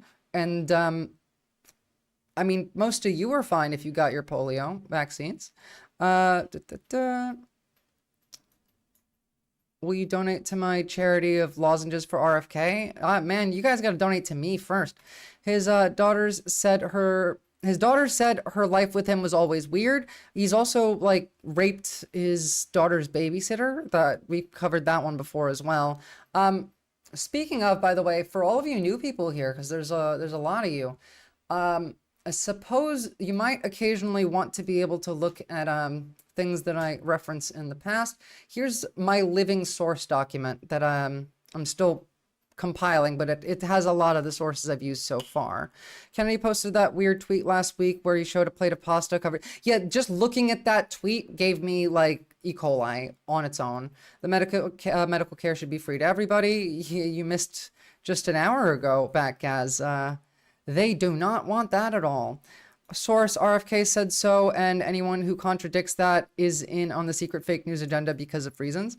Whether or not this ends up happening is still up to debate because he's still not Health and Human Services Secretary. But these are things that this man has said, and he is currently the only candidate on the table. So if you say to me, did the polio vaccine was effective against polio, I'm going to say yes. And if you say to me, did it kill more people, did it cause more deaths than avert, I would say, I don't know, because we don't have the data on that. That uneducated buffoon did not take a single pre-med science course in college. He could never get through organic chemistry or inorganic chemistry. I believe that. And in the class I was in with him in college, he could not keep his eyes open. I did not know then that he was a heroin addict every day he was in college. He has said he was a heroin addict for 14 years. And while he was a heroin addict, his powerful uncle, Senator Ted Kennedy, managed to get him a job in the Manhattan District Attorney's office. And while he was working for the Manhattan District Attorney... How rich people get to get nice lives and not actually have to work for them. This guy got to sit through school, high on drugs, nodding off, and then his dad got him a nice cushy job in the government. We need to remove the ability of people to do this. And how do you do that? Well, you get rid of capital. You need to remove the ability of people to be a higher class. A structure of we are all equal is the only way forward that does not produce systems of exploitation like this. Uneducated buffoon made me laugh far more than it should have. It was really surprising coming out of MSNBC, honestly. But yeah, 70s brand nepotism. I know another son that has quite similar biography where daddy saved his ass recently. There's quite a few of them. I mean, most of the right wing are a bunch of just failed sons and attempting to, I don't know, hypothetically make their deceased fathers proud in their head. Attorney's office, he was committing drug crimes every day for which he was finally arrested, charged, and convicted. Most of the Dems too. And that is who Donald Trump wants to be Secretary of Health and Human Services. A science ignoramus who was in a heroin stupor every day that he could have been studying science in college. It is no surprise that the heroin addict, convicted criminal, turned self-described medical expert efforts to undermine public confidence. I don't care about Mitch McConnell. Who's next? Give me... we got that already. Wait, no, hold on. This is different. Why did you cut the story in half? Because we started off with this, and then they cut into something else, and then I hate MSNBC and how they... I hate how the mainstream media makes their goddamn YouTube videos. They'll title things and not actually include what they're talking about until halfway into the video. this is the first time I've seen them split one segment into the first and last half of the video. Fuck these people. In its breaking news reporting tonight, the New York Times says, quote, Can I Elon just Musk buy and his MSNBC? rocket company SpaceX have repeatedly Can failed. you guys donate to me enough that I can buy MSNBC? Because that would be great. I mean, they're bankrupt. I could probably just send in like an offer of $5, see what happens. To comply with federal reporting protocols aimed at protecting state secrets, $5. including by not providing some details of his meetings with foreign leaders, according to people with knowledge of the company and internal documents. The Air Force also recently denied Mr. Musk a high-level security access, citing potential security risks associated with the billionaire. Several allied nations, including Israel, have also expressed concerns that he could share sensitive data with others, according to defense officials. The Defense Counterintelligence and Security Agency, which is in charge of vetting individuals seeking access to classified information, took more than 2 years, an atypical length that was more than double the average time, to approve Mr. Musk's top security clearance. He should Three people be with knowledge of the matter said. nowhere near classified information. Like, Elon Musk is a larger threat with classified information than Donald Trump is, and Donald Trump was showing nuclear secrets to like his friends at Mar-a-Lago, including like foreign billionaires, like an Australian billionaire. This guy's worse in the how much of a negative outcome could come from this. I think the only reason why right-wing politicians got serious about disease is because it can actually get them. Well, I mean, yeah. And the thing is, they get to have insurance, so they don't really care. Is he even an American now? I mean, he's an American citizen, but he did illegally immigrate to the country, and he did also work illegally in the country. But and I'm joking, by the way. Like, please don't let me buy MSNBC. I would not use it for well, I mean, I would use it for good, but I would troll way too hard on it. Pretty sure Israel is safe from Musk, probably the one country that is. Well, I mean, like, safe as in what? He's not going to fund them? Because he's definitely going to fund them. Elon Musk is close with Putin. They've been hanging out. There's several different like instances over the last 4 or 5 years where they met in person. Peter Thiel as well. Oh, by the way, Oxpecker, I watched the videos you sent me on Opus Dei, and holy shit, like, it sounded like a conspiracy off the bat, but no, on at least the Project 2025 Leonard Leo one, I believe that. Might actually show that on stream at some point. But yeah, get this undocumented immigrant out of here. This undocumented immigrant came into this country and became the president by just buying Twitter and giving people $1 million. I don't know, just jumping around, skipping like a dipshit, managed to become President Musk. During that period, Mr. Musk was filmed on Joe Rogan's podcast, smoking pot, which remains illegal at the federal level and is prohibited under security clearance rules. That's true. His business interest in China, where Tesla has a factory, were also a concern, the people familiar with the matter said. In August 2023, Mr. Musk wrote on X that he took ketamine, an anesthetic with psychedelic properties, when his brain chemistry sometimes goes super negative.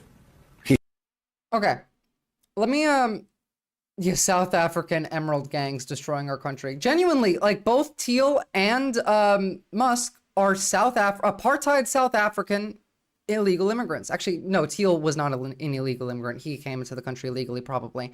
I think. I can check that. Can't Biden kick him out? Biden won't do shit. Biden has the right to assassinate anyone he wants to. He has immunity. He could kick Trump out of the country. He could denaturalize Donald Trump and kick him out of the country if he wanted to. So, yes, but no, he's not going to.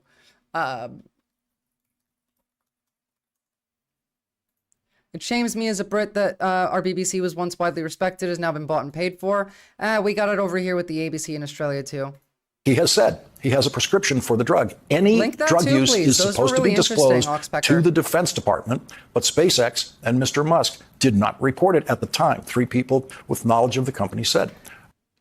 Why not even report it? Like, in the United States, ketamine can be used for, I suppose the fact that he would have to declare that he has a mental health issue would have also denied him the security clearance. So maybe that's probably why they hid it.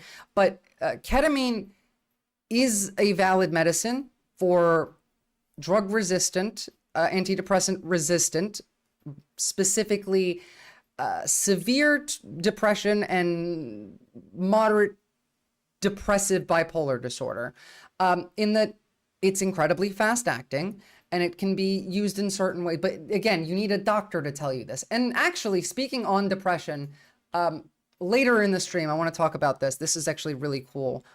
Saving this towards the end. We found out 6 different kinds of depression exist in the brain in a study, and we'll touch into that. And it could be a really big discovery, actually. We should denaturalize Donald Trump's brain and kick it out of his body in Minecraft.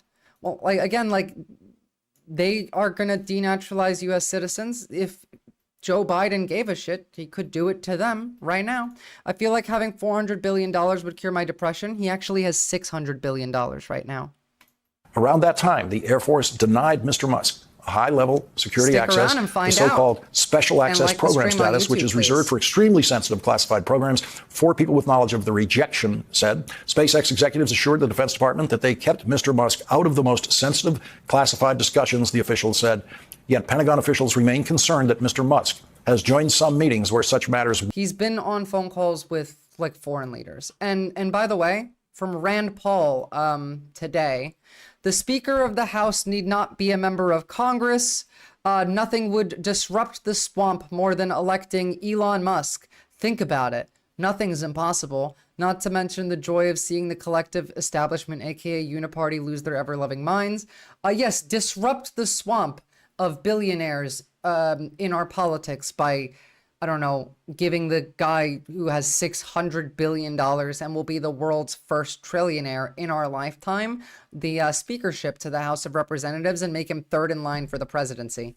By the way, you can't be Speaker of the House if you can't be president because you're in line for the presidency. So if they ever actually wanted to do this, he would have to bring in the argument that I've explained of the 14th Amendment says that there is no distinction between a natural born and naturalized citizen, the one that Cenk tried to use to be able to run for president. They would have to do this with that anyway. This is not going to happen. If I had $600 billion, I'd buy an island from Canada and create a Fed Postingrad and use the remainder to build up my... If I had $600 billion, I would fix everyone's problems, and then that would be it. I would not have $600 billion in the end. I would spend all of it and fix every problem I can. For one, I would fix homelessness. It would cost $30 billion at max, $20 billion actually, to fix homelessness in America. To buy every homeless, to give them free houses. 20 billion, maybe 30. Easy. I would cripple right-wing media. I would also create drug rehab centers and safe drug use centers everywhere, all around the country. Whatever saves the most people is the right answer. But these people hate you, and they'll keep that money sitting in a bank account. So this was in regards to Elon Musk trying to get the budget bill to stop. The budget bill being, we need to fund the federal government tomorrow. And if we don't do that, then we have a government shutdown. If the government shutdown lasts too long, then we default on the U.S. debt, which crashes the dollar worldwide. Now, before we get into that, and I know like some of you are probably expecting me to go into crypto, and I promise I'm not even going to do that today. I'm not going to talk about crypto. We're just going to talk about how bad something like this would be. Although it does seem like they may have avoided it now. It seems like they may have come to an agreement, but I don't think the Dems have. So this crazy bill needs to stop. Doesn't make sense. The bill is terrible. John should be ashamed of himself. 70 posts from Elon Musk regarding this, which resulted in an agreement from, Republicans that this would be the way it goes, that they're not going to vote for this bill. Just a little bit of a background before we get into what's actually happening now. But by the way, also, while this is happening, Elon Musk, the richest man in the world, is threatening to unseat elected officials if they do not follow his orders to shut down the government during the holidays. Are we still a democracy, or have we already moved to authoritarian oligarchy? Have we already done this? We might not be a republic anymore. And to be fair, we're not, and we've been an aristocracy, but we're also a geriocracy, although that's becoming less and less now, hopefully. I understand why people point out that corruption so much, or the fact that the money mostly equals influence, don't point at that. Elon's a great example. He got rich and now he's got the political power. Well, he shouldn't be able to use his money for political purposes. And that's the whole issue here, is money in politics. It's obvious Republicans love imperialism and want an emperor. They want Emperor Elon Musk. This is true. We are following some breaking news. Republican lawmakers say they have reached a spending deal to avoid a government shutdown, but the deal... Let's actually hear about the deal. What's the deal that they've come to? Is not done quite yet. As a reminder, there was a bipartisan deal previously, but President-elect Donald Trump and Elon Musk spoke out against it and derailed it. CBS News congressional correspondent Scott MacFarlane is following the developments for us on Capitol Hill. So, Scott, this is hot breaking news. What do we know about the deal so far? So far, the only thing I know is that it cuts $190 million in funding from cancer patients that are children.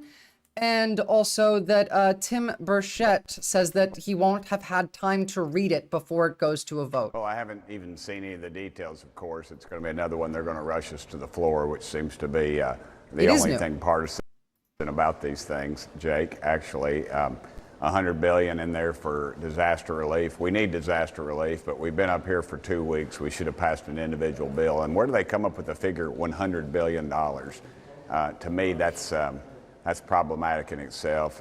Right. Okay. Honestly, before we actually get into what happens here, right? This new plan, the plan that they had. Let me explain what the U.S. debt ceiling even is. For some of you, I assume would want to get a deeper understanding of that. So what is the debt ceiling, and what happens if we don't pass this budget bill? Well, for one, what would a government shutdown mean? Exactly. That's a good place to start. So going back to last year, we last raised the debt ceiling in June of 2023 after the US hit the debt ceiling on January 18th. Now, we take on debt as the country, as the United States, every year. We have debt to pay to other countries, and we have programs to pay for. We have government workers to pay within the country. Now, taking on debt as a state is not the same as taking on debt as an individual. It's not. This debt is done as an investment. This debt will make itself back over time, theoretically, if done correctly. Now, in this case, this is, our debts is how many trillion? We have like $31 trillion in debt. That's our current national debt limit as of the last time we raised the debt ceiling. Now, because every year the amount of money that we spend goes up, and yes, Donald Trump and Elon Musk are talking about cutting government spending, but as we're going to see later, there is nothing that, like, they can't even think of anything that would reduce government spending with what they want to do. They're going to continue to raise government spending. Therefore, this ceiling needs to be raised. Don't be so like worried by that 31 trillion number. Most of that money is owed to Americans, as in like you buy bonds as investments, because the bond, you can buy a 10-year bond and you can buy it when interest rates are low and sell them. You would buy them when interest rates are low. You would wait 10 years until they mature, and then you would sell them and make money. That's how a lot of the government gets funded, us buying bonds, or other people buying bonds, or foreign countries, or debt in general from a bunch of different places. And therefore, we use this money and we invest it into systems that will later make the government money and reduce the amount of debt. Only about $1 trillion of that is owed to China, and our largest foreign creditor is Japan. Those are actually both true. I can't remember the exact numbers, but I do know that those are true. So don't freak out when you see that. We need to do is raise this ceiling every year. What happens if they decide not to? Well, hitting the debt limit isn't initially catastrophic. I don't think today's numbers mean anything, Valerie said. I think it's more of a summer crisis. Hitting the debt limit is like, actually, first of all, when was this written? Okay, cool, 5 hours ago. Lovely. I agree. So, hitting the debt limit is like starting the final countdown clock for the government before the real disaster, a default, strikes. once the clock starts ticking, the U.S. needs to either increase the amount of debt it can take on or suspend the limit to that debt before it runs out of money. If we default on our debt, then the dollar crashes worldwide and we're fucked as like a country. And this is a real possibility, especially with idiots that would personally benefit. I'm trying to not bring this into the crypto bullshit, which is still a possibility. If you don't know what that is, go watch like my last videos. If we default on the debt, we're fucked. Like fucked. Like we are properly spit roasted cooked if we default on the debt. As economically and as outcomes that would come from this in the future, and the ability for the common person to be able to gain, maintain, grow wealth in any way, fucked. So hopefully we don't. But so how you dislike more Starmer or Musk? Well, I dislike Musk way more than I dislike Starmer. Starmer isn't even that bad. Japan is trapped between Korea, Russia, China, and not even allowed to have an army and are owed trillions by the USA. Yeah, true. We also use them as a big military base. If the US defaults, nobody cares. Euro doesn't care. Middle East doesn't care. CH knows. So they play ball. As in, you think that if a US default on the federal debt, nobody in the world would care? This wouldn't affect the global, like, logistic network, the global economy? Is crashing the dollar Putin's plan to elevate BRICS? Well, it could certainly result in this, but my biggest worry, again, I'm gonna do it. I'm gonna do the crypto thing. My biggest worry, one that I think is difficult for them to accomplish, but they have everyone in the places of power required to be able to accomplish this, including Scott Bessent. Leonard Leo, and the head of the Federalist Foundation, also is very much in favor of this. We have Elon Musk and Peter Thiel. All of these people are really involved in crypto. Donald Trump's launching his own cryptocurrency with World Liberty Financial. If they crash the US dollar on the international stage and they switched the US currency to a cryptocurrency, then they would have functionally stolen all of the wealth.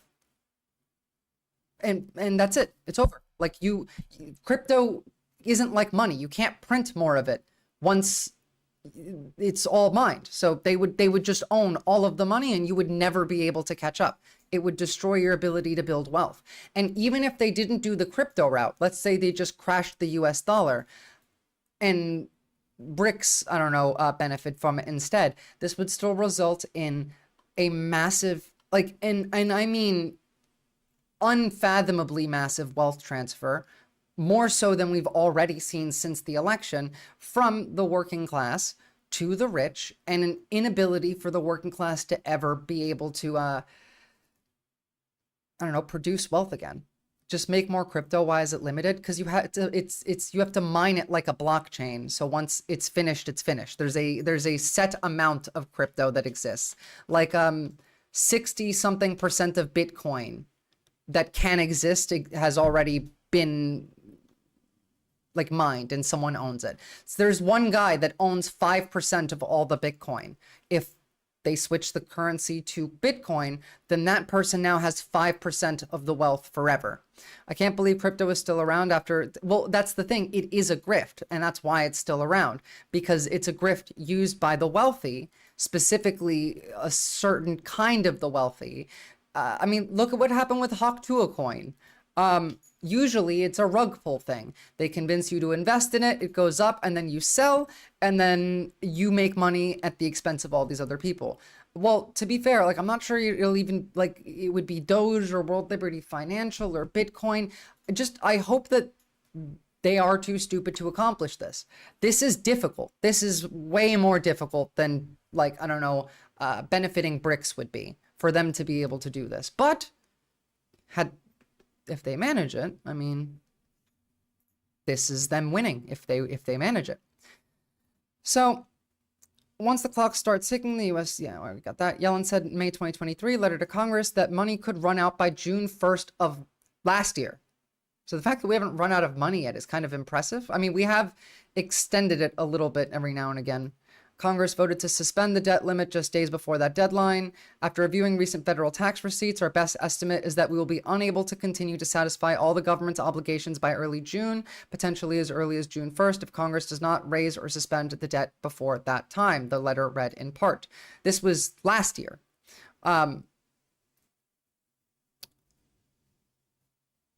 All of the 31.4 trillion or more when the limit is reinstated in January, included under the current debt limit, is money the government has already spent on things like infrastructure, defense, and so forth. Once the debt limit is reached, the Treasury can't sell any more bonds or securities to pay off the debt from the previous deficits. Put it simply, it can't get cash to pay off the bills the government has already accumulated. Does that make sense? As in, you need to be able to pay some of the bills to be able to make the money to pay the rest of the bills. People would celebrate defaulting. Actually, people also celebrate Russian debt defaulting. You support it. I would not celebrate like the US dollar defaulting. I would not celebrate cryptocurrency being the. I would not support this in any way. This disgusts me. This is a power grab. Bitcoin has been crashing. Good. I hope it does. All of these are a power grab. How about let's not almost kill tens of millions of people?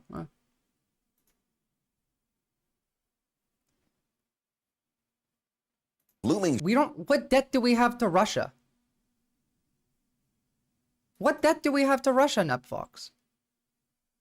We have no debt to Russia.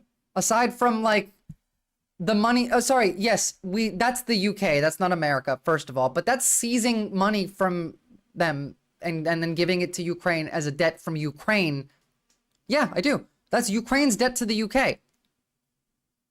Yeah, and that's fine. But how is that how is that relatable? Me saying that it's okay to take the frozen assets of the Russians and give it to Ukraine. How is that in any way comparable to them crashing the US dollar and defaulting on the debt? What does that have to do? How is this in any way related? If we do it with China, what money do we have of China's? I would like to be closer allies with China, just not Russia. But again, I don't know where the fuck you're going with this. This has no relation.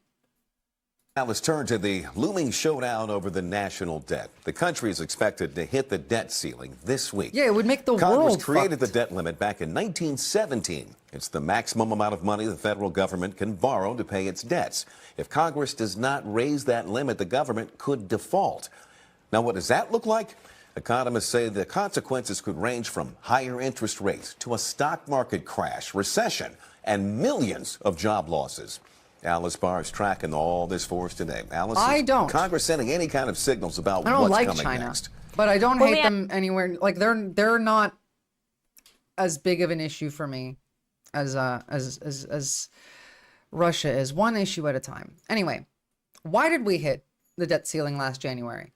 Well, most recent $31.4 trillion debt limit back in December 2021, when Democratic majorities in both House and Senate voted to raise the debt limit by 2.5 trillion. The vote came after a big crisis. Remember that, all that, blah, blah, blah. So does the debt limit stop U.S. government spending? Yes. If we hit the debt ceiling and we don't raise it, this cuts funding. This cuts a lot of funding, in fact. This cuts funding for basically every service the government pays for, all of your social services. The police still do function for a time. Continue on Capitol Hill. Two lawmakers from opposing parties are joining forces. If I just jump a little bit forward, you guys will actually have a graphic that shows all of the different things. So I don't have to why every member of Congress should urge.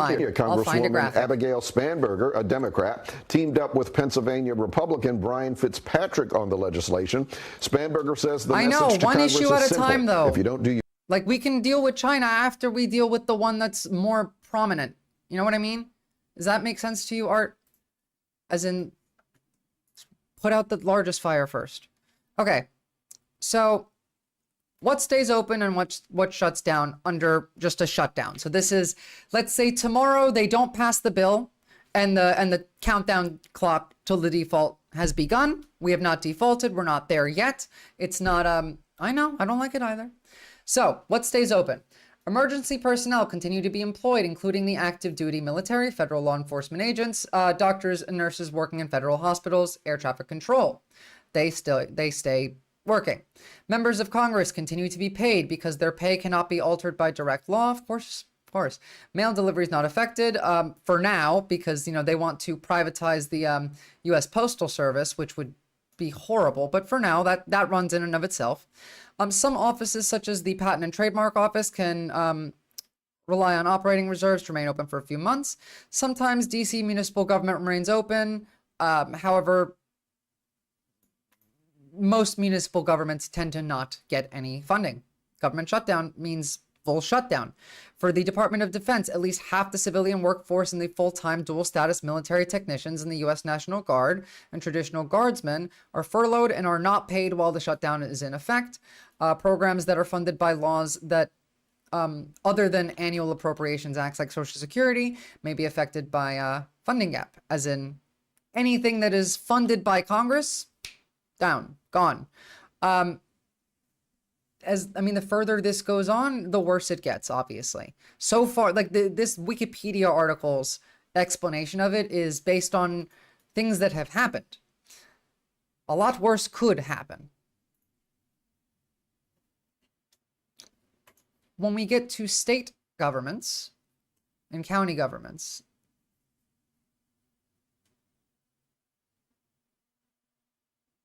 yeah, so they have their own shit. State and county tends to work under like a federal shutdown, as they still collect taxes from the local population, but they don't get federal assistance. However, this only goes on for as long enough as there is an ability for the state government to be able to, make a back and forth and have a working system with the federal government. If we don't fund the federal government, then the state government can't do its job either.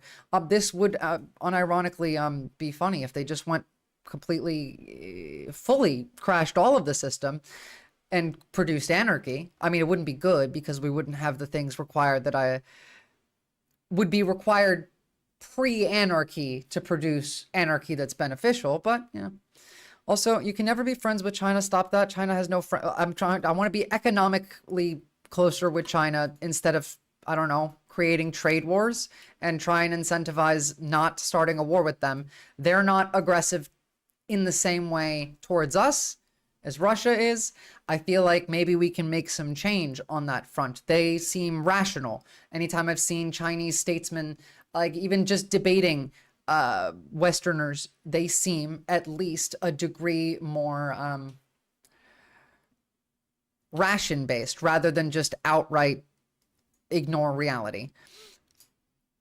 The fact that Trump is closing the government, it's not Trump, it's President Musk who wants to do this.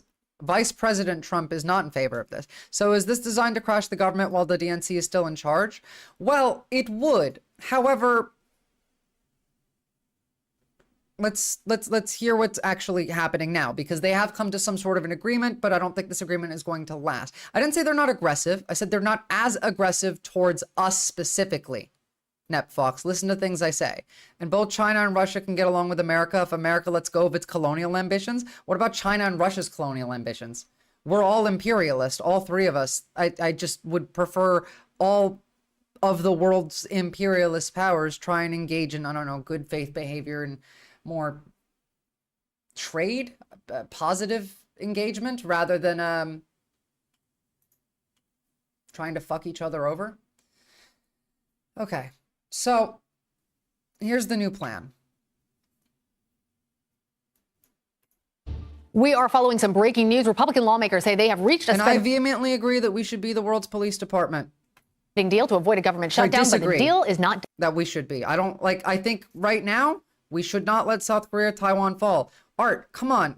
Pay attention, guys. We're getting distracted. The U.S. government's about to fall. Why the fuck are we talking about South Korea and Taiwan and China? We're talking about the end of the American democracy. Pay the fuck attention. Have to rebuild once you start changing the formula, the structure shifts. But to be clear, the House Democratic leader has been unambiguous today that he thinks an agreement's been backed out on by Republicans and there's a loss of faith fracture in a relationship because of that. They're going to have to rebuild that. They're going to have to mend that before they press ahead.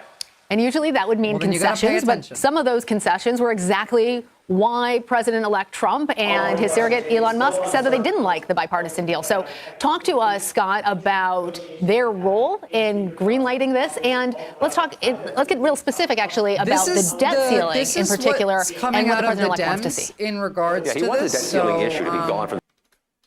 I'm not sure how likely this passing is actually going to be. Chant of hell no and a round of cheers can be heard from outside the closed doors of the Democratic caucus meeting.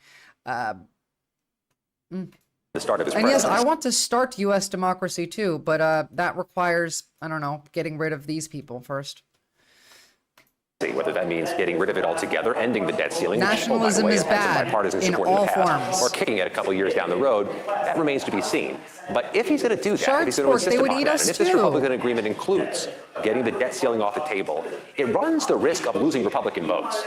There are this group of Republicans who have consistently, over the years, long before Trump came along, said they don't support raising the debt ceiling. They don't think it makes for good fiscal sanity and good fiscal practices. So if he loses Republicans by including the debt ceiling, he'll have to get yet more Democrats on board. And that's where the second part of this very important two-part equation comes. He had to have an agreement among Republicans. I think every hegemonic, like, imperialist state that, I mean, really, I think every state government that exists right now on this planet as a state are all pretty bad and exist solely to benefit the rich for the most part. Have to get and Democrats yes, but on let board them as well. fight amongst themselves There for is no now. readout yet on what they think of whatever has been concocted in the Speaker's office. Let's even rewind a little bit more, Scott, because that's the politics of the debt ceiling. Explain for our viewers, just because it is so complicated, because normally Republicans are the ones who are saying that the debt ceiling shouldn't be raised and that they want all the spending to match up. They want to cut. If we don't raise the debt ceiling, then we have a government shutdown, which then results in us defaulting on the debt, like the national debt. There is no way forward other than raising the debt ceiling. Debt for a country is not the same as debt when you're talking about a person. Countries are very, very different, and most of that debt is to Americans. That debt is an investment that will make that money back over time. The last time, like, for example, the $31.4 trillion that we're at right now, where the ceiling is that needs to be raised, this money was already spent. We have to pay the bills to be able to make money to be able to pay the rest of the bills. If we want to be able to do anything as a government, yeah, but it's unstable at the current time. We need to cut spending horribly. Well, I mean, cut Pentagon spending would be great. They're going to cut spending, but their spending cuts might not even result in actual spending cuts because, here, where is this? This is from Republican Rich McCormick just today, talking about how, like, even he can't identify how any of this results in less spending. Conversation about controlling our spending, it will catch up to us. It will affect our currency standard in the world. It will affect our place in history. And if we don't do it right, our children and our children's children will suffer. I have to say, though, during Donald Trump's first term, he suspended the debt ceiling 3 times, including once for a 2-year period. By some estimates, he added nearly $8.5 trillion to the national debt. Have you seen any evidence, any indication that Donald Trump will rein in spending during a second term, that is a serious priority for him? Well, to be honest, you can't really compare. I don't think that debt is an issue as long as the debt is going into the right place. That a lot of that debt went into infrastructure and healthcare. A COVID-era spending bill with something we're doing right now. Sorry, infrastructure and energy. First of all, he did suspend the debt ceiling way before COVID.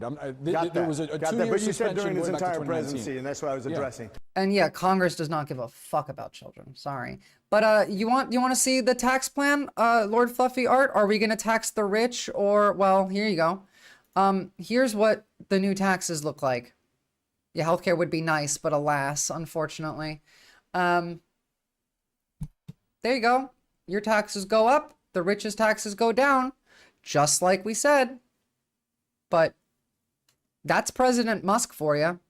And VP Trump just isn't going to be able to do anything about it. cut the budgets. Just explain for our viewers who are following all of this at home and trying to better understand what's happening with their tax dollars and with their elected officials, how the debt ceiling even plays into this debate. What is the debt ceiling? How does that affect how the government sets their budgets? Oh, that debt ceiling is a piece of political kryptonite for when you're in power. Wait, hold on. Breaking news, actually. This is now out of date.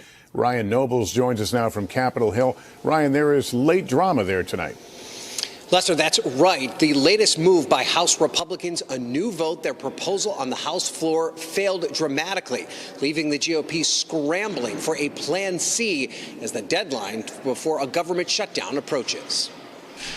Tonight, I did say that this was kind of always the plan. I mean, even back during the, before the election, I think this was what Donald Trump and Mike Johnson's secret was when he said, "Oh, like we have that secret, but I can't tell you about it." He said it on stage that one time. I think this is what that is. Whether or not which direction it goes in after this, I don't know. But they can benefit heavily from shutting down the government right here and right now. I mean, part of Project 2025 is to dismantle the administrative state. And by the way, Russell Vought is the guy who's in charge of that. He's the guy who we watched say it, writing it in Project 2025, and he's now the Minister for the Interior. His view was we need to make government, like workers, feel miserable at work every day, and so they quit. This would be a great way to start doing that by you don't get paid. Your job exists still. Technically, you're still employed, but you don't get to go to work and you don't get paid. And make people quit. This could just be like an easy way to start Project 2025's cutting of like government workers, but it also could be something much less benign than that. It's difficult to make predictions when we're talking about people who are so unstable and generally, I don't know, incoherent sometimes very coherent. If the government shut down, could that all Trump to make appointments via recess if it's longer than 10 days? Could that allow Trump to make appointments? Well, it depends. If the government shut down while after the inauguration, or if we shut down tomorrow. Well, because the thing is, he could just do it anyway. All of these congressional rules, right? There's no consequences for not following them. They could just kind of do what they want, especially if there's a government shutdown. They can justify it as, okay, these are emergency appointments that we need to make. Well, yeah, I mean, what Elon Musk said, that he didn't want the government to do anything. No bills passed until after Inauguration Day. If they managed to shut the government down on Inauguration Day, then yes, Donald Trump could just use that ability to make recess appointments for whoever he wants, do whatever the fuck he wants. There would be nothing in place to prevent him from being able to use this power, besides possibly, I guess, Pentagon officials, but not that they would help. This would just provide space for him to fuck around a bit more rather than have to play in the lines. We did see this coming. Well, not we. Democrats didn't see this coming. The leftists did see this coming, Gob. I've been talking about this exact thing since July? No, since August, at the very least. Since I've started on Twitch, I've been talking about it. I've talked about it on YouTube far before that. Republicans back to square one. This is Washington. This is how the lawmaking is done. House Speaker Mike Johnson forced back to the drawing board after President-elect Trump said he opposed the original bipartisan legislation, which he said contained too much wasteful spending. Elon Musk. Oh, by the way, just to show you how much more power Elon has than Trump, this all happened when... Where is it? CNN, I hate that you guys always change your fucking headlines. This giant thing was originally titled Donald Trump supports stopgap bill and calls for GOP unity around the new plan. So he called for unity around the plan. He made it his platform. We want this plan. And no, it's not going to happen because Elon Musk is the president. Donald Trump is the vice president. Did the left see Trump winning? I did. Up until like 2 days before the election, I was pretty confident that Trump was going to win. And then I kind of got caught with that Ann Seltzer poll and I got a little hopium in me. But I was still pretty prepared for the real possibility for the entire, for more than the entire year, well beyond a year from now. I was pretty sure Trump would win again. If it was Biden at the time, I knew he would have lost. And once we got Kamala, I got a little bit of hope for a week or two. But then once the DNC happened, all that disappeared. Trump's effort to cut government spending has also slammed the original 1,500-page spending bill as a steal of your tax dollars. The new GOP... They cut the 1,500-page bill into 116 pages, by the way. And they still wouldn't fund it. This was the new one that they tried to just pass that, cut 1,000 pages from the spending bill. Democrats, when you talk about Democrats, Gob, you need to understand that there is a subsection of Democrats who will vote Democrat, but aren't liberals. They don't listen to Democrats. They're leftists. I'm one of these people. I voted for Kamala Harris. I vote blue, or in this case, I'm probably going to vote DSA for like state level stuff for a while, but I'm still on the left. We just get clumped together with the liberals because there's more liberals and there's more Democrats than there are leftists for now. But progressives are lesser than me. There's Democrats that are liberals. There's progressives, which are almost lib socialists, and then there's democratic socialists, and then there's leftists. I'm like, Bernie Sanders to me is center left. And by the way, Bernie Sanders did win in 2016. The Democrats cheated him out of it, and then they admitted and apologized. Donna Brazile stepped down as chair of the DNC and explained how they stole Bernie Sanders' nomination and gave it to Hillary Clinton. Bernie Sanders would have won in 2020 as well. And Bernie Sanders probably, if he, maybe this year would have been his most difficult year, but I still think he could have won, especially considering the amount of Trump voters post-election who are talking about Bernie. By the way, this is the 2020 map for independent donations for everybody, for the primaries, detailed map of Democratic campaign primaries, but also there are Republicans in this as donors. Most of the country, 2020, would have loved Bernie Sanders. They would have loved him now. To the right of Bernie by a little, progressive Democrats are social Democrats. Yeah, exactly. They're to the right of Bernie. AOC is to the right of Bernie. I am far and away to the left of Bernie. The bill is slimmed down, just 116 pages. It funds the government through March 14th, including providing funding for disaster relief and for farmers.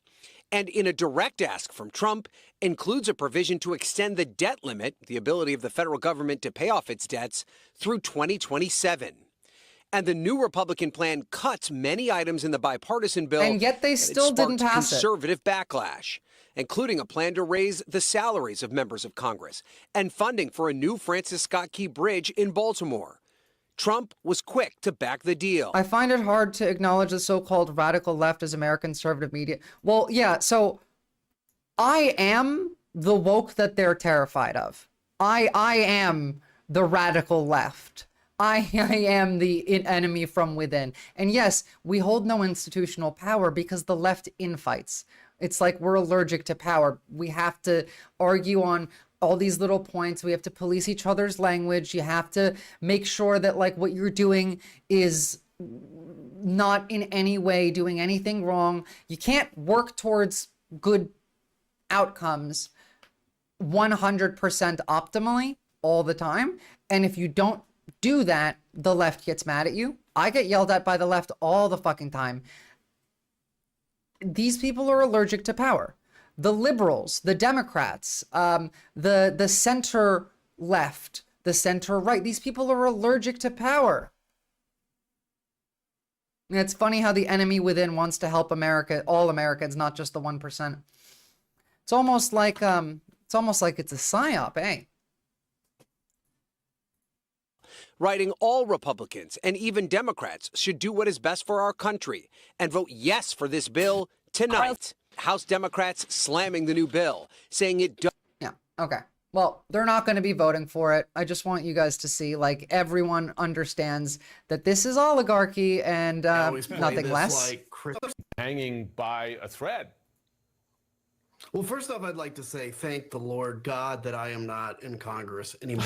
I know this game. They always play this like Christmas deadline stupid game. Yeah, we do this every time. Look, President Musk this morning made it clear with all his vast government experience, which is basically he became rich on the federal government, that he doesn't want Republicans to pass this. And seemingly Vice President Trump kind of backed him up then at that point. And what it says about the politics is, I love seeing this on CNN. Calling him Vice President Trump, it must really piss him off.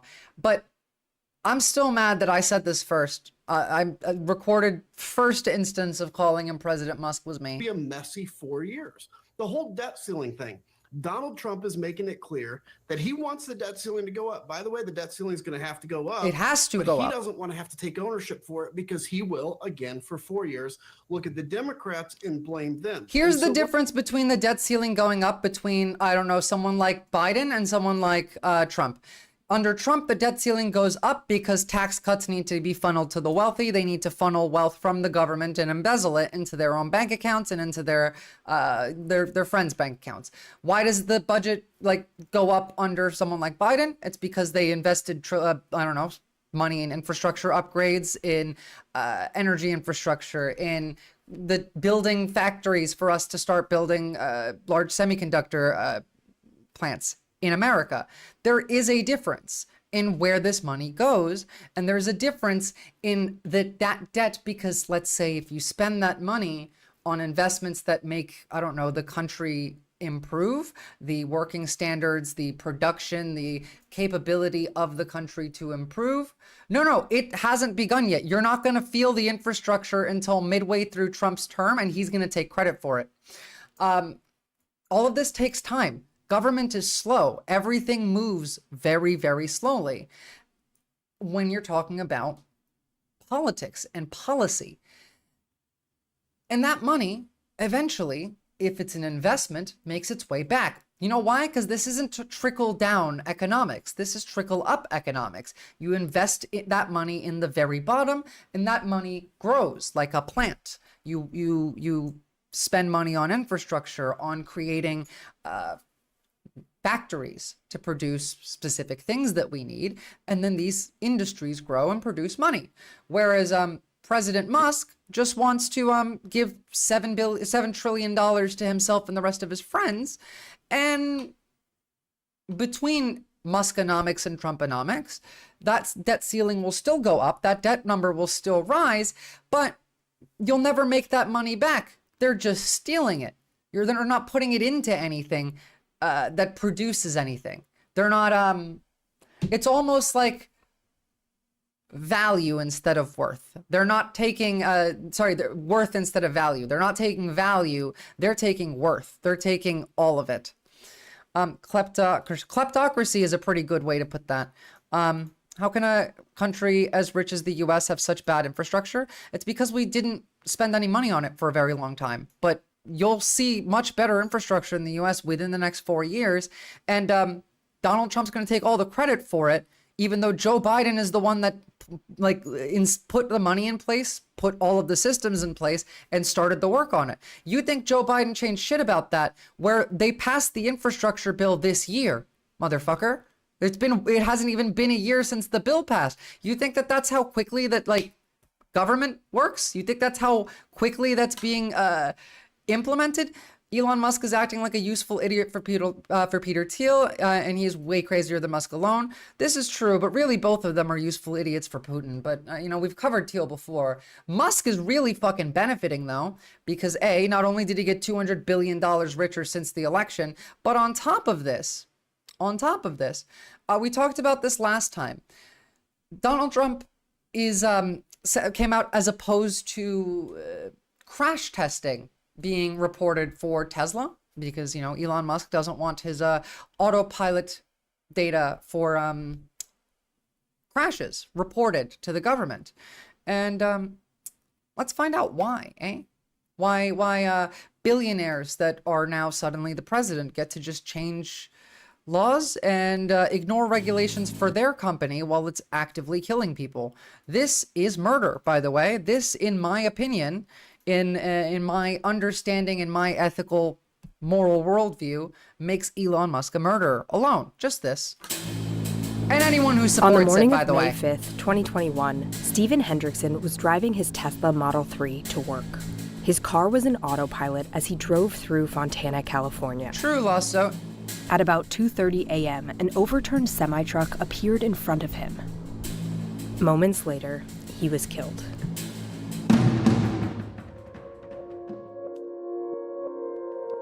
The 35-year-old left behind his wife and two. How is Russia at a disadvantage if they get to take all of the territory they've gained? Ukraine's not allowed to join NATO, and then there's like a demilitarized. How is this a disadvantage for Russia, please? Kids.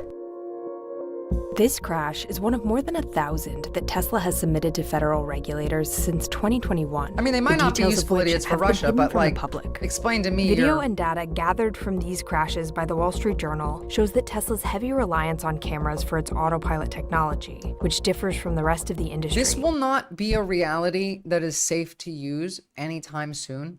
Again, go on ChatGPT and try and like anything. You'll get some shit wrong. Now imagine that in a chaotic environment of driving. Trump only said, no, that's not true. I'll pull up the source for you. Is putting the public at risk.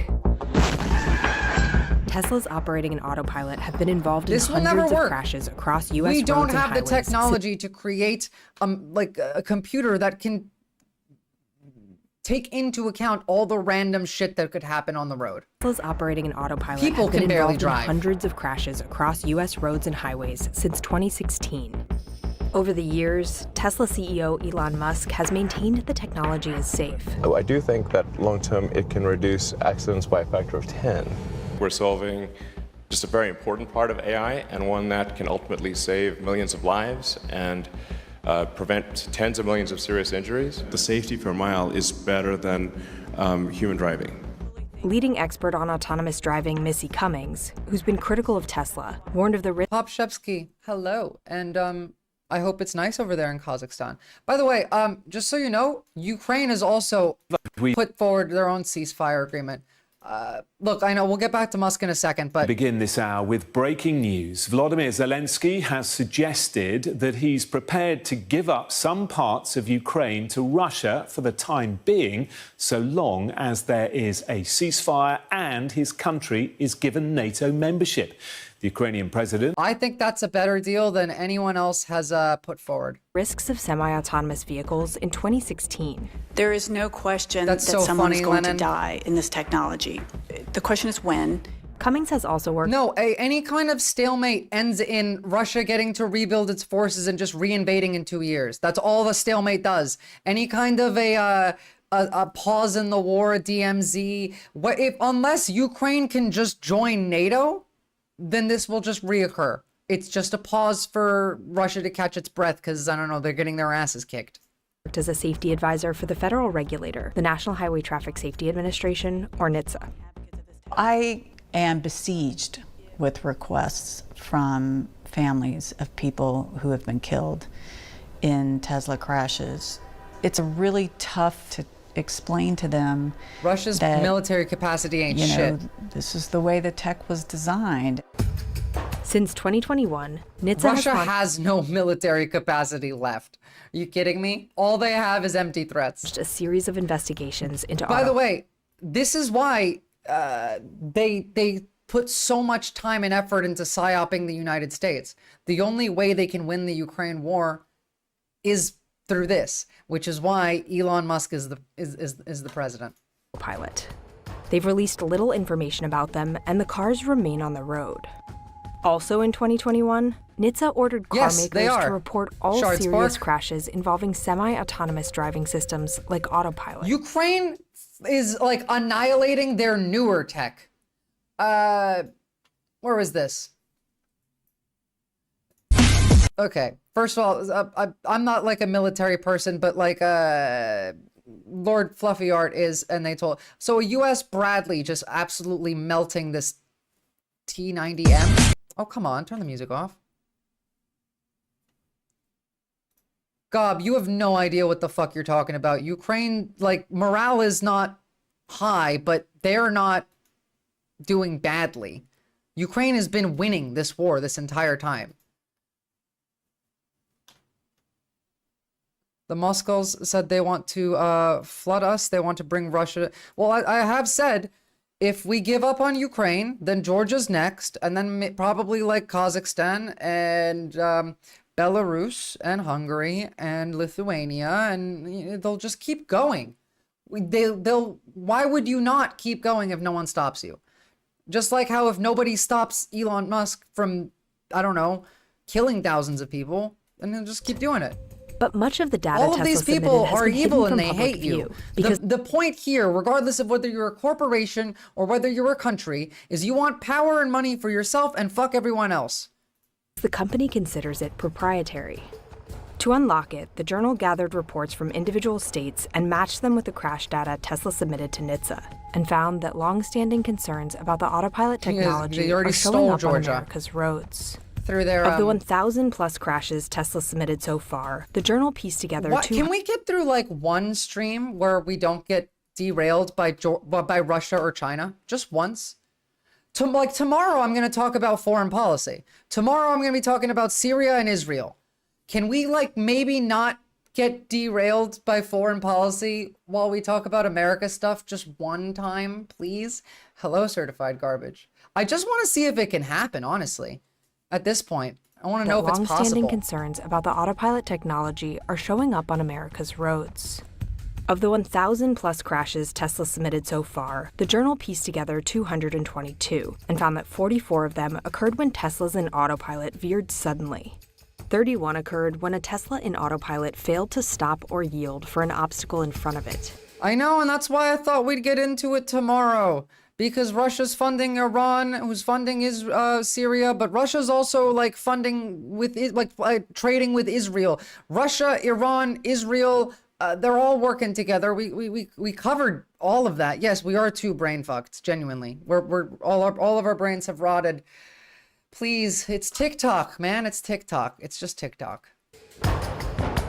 Orlando, it's okay. Florida. I'll fix it after this. I'll throw in a palate cleanser and we'll move on to like some science stuff for a minute and have some fun.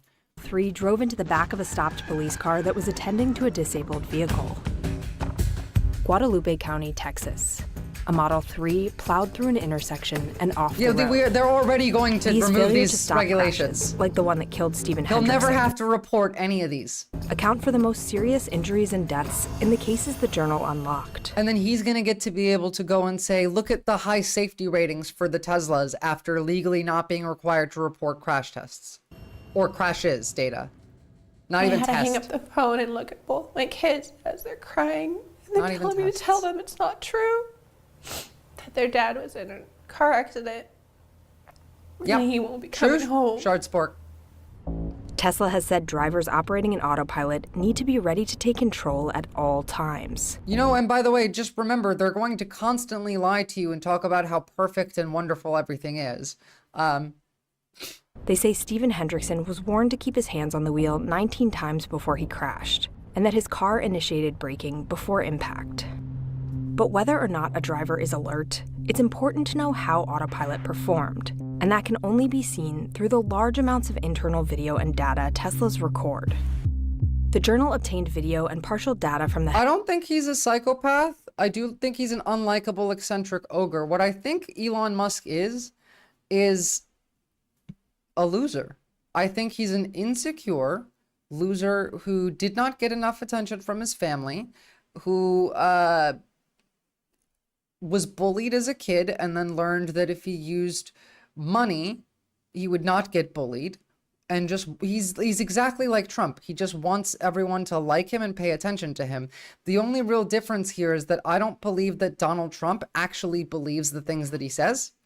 Whereas I think Elon Musk does actually believe the things that he says. I think he is a fully brain-rotted true believer. And this doesn't make him a psychopath, but it does make him unable to empathize with any other human being.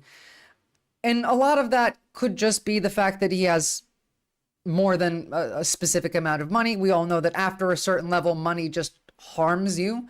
The more money you have after a degree produces mental illness in your brain. And so this is just like rich people mental illness in him. But white trash putting too much faith into technology isn't Tesla's fault. What the fuck? It's advertised as self-driving, Gob. What the fuck are you on about? Promises made, promises kept. It's like he's addicted to result. President Trump is making headway into getting people like you into the results for you, like the to the American people. Yeah. I've never felt Musk's ingenuity. Well, because he's not. He's never invented anything. He just takes credit for other people's work. He's had to pay settlements for claiming that he's invented things before that he hasn't. PayPal, he got lucky. X, he just bought. Everything at Tesla was somebody else's work that he's taking credit for. No, Gob, that's not what's happening. If you actually listen and pay attention, why this is happening. At all times. Maybe. They say Stephen Hendrickson was warned to keep his hands ready to take control at all times. SpaceX does good work. Stephen Hendrickson was warned to keep his hands on the wheel 19 times before he crashed. And that his car... SpaceX does good work. SpaceX, however, did not Elon Musk is not responsible for the good work that SpaceX does. In fact, actually, SpaceX stopped Elon Musk from entering the building because of his drug use. Elon Musk's executives have told him not to pursue higher security clearances because they'll likely be revoked because of drug use and contracts with foreign powers. Car initiated braking before impact. But whether or not a driver is alert, it's important to know how autopilot performed, and that can only be seen through the large amounts of internal video and data Teslas record. The journal obtained video and partial data from the Hendrickson crash. Your Tesla could just explode on its own. There's Teslas that just light on fire all on their own. The Cybertruck, when that launched, there was the gas pedal was not stuck on, so that the piece of metal would it would come off where you press the gas and get lodged so that you couldn't stop pressing the gas. The product was, no, we're not saying this product was engineered to kill people. What? Because the product wasn't engineered to kill people. All fires can light on fire on their own. Why are you defending Elon Musk? I don't understand. The kind of things that tend to go wrong, but the video shows the car straight rushing into the police stop. Where's the driver? Just pay attention. An overturned double trailer. Let's go back. I mean, to tell them it's not true. Let's go back and watch the entire video. Their dad was in a car accident. And yes, I have seen it Schwarzborg. And he won't be coming home. Tesla has said drivers operating in autopilot need to be ready to take control at all times. They say Stephen Hendrickson was warned to keep his hands on the wheel 19 times before he crashed. Remember, and that his car initiated braking before Tesla's impact. Claims. But whether or not a driver is alert, it's important to know how autopilot performed, and that can only be seen through the large amounts of internal video and data Teslas record. The journal obtained video I saw him drive straight into the cop. Now let's hear their explanation for it. Crash, and asked experts to analyze it. The kind of things that tend to go wrong with these systems. Just pay attention and let them explain, rather than you taking whatever Tesla says for granted as just the truth. Pay attention, you fucking idiot. You're halfway through the video. Trained on the This is not human failure. An overturned double trailer. Pay attention. It just didn't know what it was. There were some lights there, but the lights were in unusual positions. A person would have clearly said something big is in the middle of the road. Let's find out. I haven't seen the video either. It trains it on a bunch of examples. And if it encounters something, the literal section that we are watching is why this is happening. Why? You're asking me why when we haven't seen why yet. A person would have clearly said something big is in the middle of the road. But the way machine learning works is it trains it on a bunch of examples. And if it encounters something it doesn't have a bunch of examples for, it may have no idea what's going on. Experts say this illustrates a fundamental flaw in the autopilot technology. It relies mainly on cameras or computer vision, with radar as a backup in some models. Other driving assist cars, they have radar, computer vision, and LiDAR, laser ranging, that kind of helps you detect obstacles. But the LiDAR is very expensive. Expensive sensors that are unnecessary. It's like having a whole bunch of expensive appendices. Seems like they're pretty necessary. Instead, for Tesla's this to camera work autonomously, all on its own, without people having to pay attention, which is what it's advertised for. I feel like that might be important. You do realize they advertise these as, you know, autonomous cars. Whether or not, like, technically right now you have to pay attention to them, you do. You should, by the way. But the goal here, if I'm wrong, correct me, is to produce a car that you don't have to pay attention to. That's the end goal, is it not? Based system relies on humans to train it on obstacles it may encounter. Even though people think these cars are learning while they're driving, they're not. They're only learning at the rate that the companies are deciding to retrain the algorithms. That's not, yeah, I agree. I didn't say that that's what they're saying now. They're not saying you can just leave it alone. I was clarifying whether or not that's the end goal in reference to Elon Musk saying the expensive LiDAR systems are useless and not required. On right now, I just pull my finger down like that one time. When this doesn't work. As you can see on the screen, the visualizations they have started. don't, sister to all. John Bernal is a former Tesla employee who was fired in 2022 That's why you need after the LiDAR. posting videos of autopilot failures. Tesla has not commented publicly. Yes, people saw an ad, did no additional research, and did dumb shit putting other people's lives in danger. Elon Musk is responsible for this. Guess what? The average American can't read above a 6th grade level, and the average American is fucking stupid. So if you produce something that the average idiot can pick up and kill and harm other people with, then it's your fault as much as it is theirs. Whether or not these people were at fault for these crashes, I'll accept that some of them were. Elon Musk is at fault for all of them. Literally fully autonomous since 2017, he's been saying. Every couple years, it's, again, up in the media. Please find me a clip of that Shard Spork, like him saying it back in 2017, of it's fully autonomous. On his dismissal. People have sex in these, downtown, yeah. You'll see a lot of cars being visualized, just, kind of on the side of the I've seen people have sex in these. You'll see pedestrians walking the sidewalk.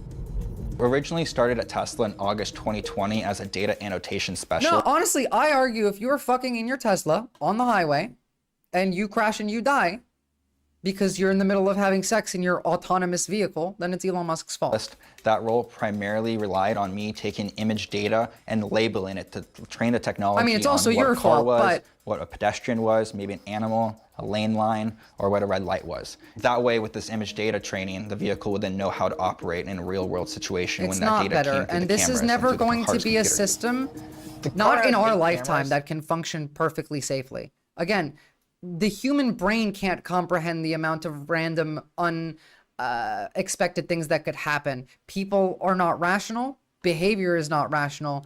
And so driving is it takes up so many parts of your brain because you're paying attention to all these little bits and fucking pieces and you're trying to, I don't know, drive at the same time. So getting a computer to try and do this, it's never going to work. I mean, not never, but it's not going to work anytime soon. Specifically 3 right here in the front. And so as that truck just went across us, it's actually going through the plane of multiple different... My alternative is to A, stop trying to produce autonomous driving vehicles, B, incentivize more public transportation, C, subsidize public transportation, make it state-owned, and deprivatize all existing public transportation, add more buses, more trains, more trams, to basically all over the country. That's my solution. We don't need as many cars as we do. I don't think you should have more than one car per family, honestly. Now, like, obviously there could be exceptions and I'd be fine with that, but like, genuinely, cars are not the way to fix this. We should be incentivizing more public transport and spending more money into improving those systems so that they're better. Cameras. And one camera, it may have looked perfectly on the ground. Even the high-speed rail thing, I'm fine with that. 6 feet ahead or 6 feet behind, or maybe 5 feet floating in the air. That one's like a meme, but I'll even do it. Image clips. That's fine. Is that these cameras are not calibrated properly, and so what looks true in one camera will not be true in another camera.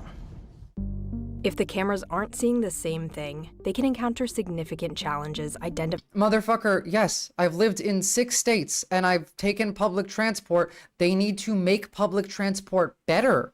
That's why I said they need to invest in it, to subsidize it, to nationalize it. The fact that it's private is what makes it shit. I used to ride the New York City subway to and from like university, which also required me to take a bus to the city where I would get on the train from New Jersey. I'm well aware. I've ridden the buses in Colorado. I've ridden public transport in North Carolina. It's shit all over the country. We need to improve that and make it so people will use public transportation over driving more often than not. Our cities are built for cars, not for people. I want to make it a walkable environment. And just because they don't exist now means that you can't build them? I'm saying build them. How is this absurd? Getting around Berlin on public transport and a bike is a dream. The US should take notes. Yeah. Europe is like this entirely. Just decentralized. Sorry, not decentralized. Deprivatized. 15-minute cities. Last week tonight with John Oliver on Elon Musk. Well, I can watch this at the end of stream. I'll have to end YouTube for us to be able to watch that because that one's copyright. How do you make it a walkable environment when you take apart the infrastructure? Even the Republicans want to do this. They're talking about freedom cities, which are just 15-minute cities, but with like red, white, and blue stamped on it. We need to improve these systems. I'm scared to use my public transport system here. All the bus stops, and this isn't a dig at anyone, just facts, have substance users chilling at them. Yeah, you need to, fix a lot of issues in society. I've talked about how to fix substance use problems before as well.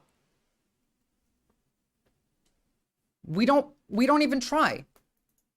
For 8 years, Elon Musk has been saying he would deliver a self-driving car in a year or so. Substance use, actually. He still isn't close. A Tesla car next year will probably be 90% capable of autopilot. Like, so 90% of your miles could be on auto. We're probably only a month away from having autonomous driving, at least for highways. Microplastics and for in the relatively simple roads. The Model S and Model X at this point can drive autonomously with greater safety than a person right now. Yeah, literally. We're still on track for being able to go cross-country from LA to New York by the end of the year, fully autonomous. But next year, for sure, we will have over 1 million robo-taxis on the road. Just a liar and a grifter, and that's all he is, and that's all he'll ever be. Because he's not smart. Defying obstacles. You know we what? can see this in an autopilot crash similar to Steven Hendrickson's near Los Angeles in 2021. The Journal obtained a rare set of raw data for the Tesla in this crash from an anonymous hacker. When a crashed pickup truck becomes visible on the road, one of the car's cameras sees it, but the other doesn't. Then, as the obstacle gets closer, the Tesla doesn't recognize it, and it crashes at full speed. Getting this degree of information off a Tesla after it crashes is nearly impossible for the average driver. Tesla says they provide drivers with CEO equals evil is more often than not correct. Hundreds of data points with granularity down more to the often than not in a user-friendly format. But that information doesn't show the exact decisions Autopilot made. Those details need to be extracted from the car's internal computer. All right, I don't really care about how to extract it. I want to see how humans interact with the systems.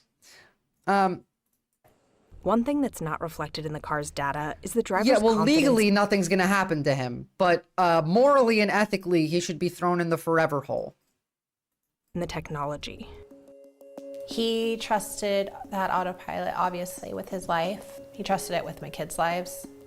He said that it let him be a little bit less worried when he was driving so much. By the way, like, you guys have to understand, like, how people are, we don't take things seriously. By 6, by default. all over SoCal. 17-year-olds, 18-year-olds. Pretty good job. Not perfect, but pretty good. We develop a false sense of trust in them. And this overconfidence it's both coming from the levers of the tech, but it's also coming from the top down. The Model S and Model X at this point can drive autonomously with greater safety than a person. We've gone over this multiple times. Like, are we sure we have They the right should not sensor suite? call it Should we add autopilot, anything yeah. more? No. But does it matter? No, because all CEOs of all major companies like this, they account for being fined for lying and for corruption in their budget. They know that they're gonna do it. It's cheaper to pay the fine. The car Our brains don't finish developing until you're about 25, Shardspork. So if you're under 25, you're still cooking. You don't even have the full like brain there yet. drives me around Austin most of the time with no interventions. He said it drives with greater safety than a person. I disagree by far with that. Investigating Tesla for its marketing of autopilot. An attentive Tesla person? disputes Hell claims no. They misled Maybe the public about the car's drive better than an capabilities. inattentive person.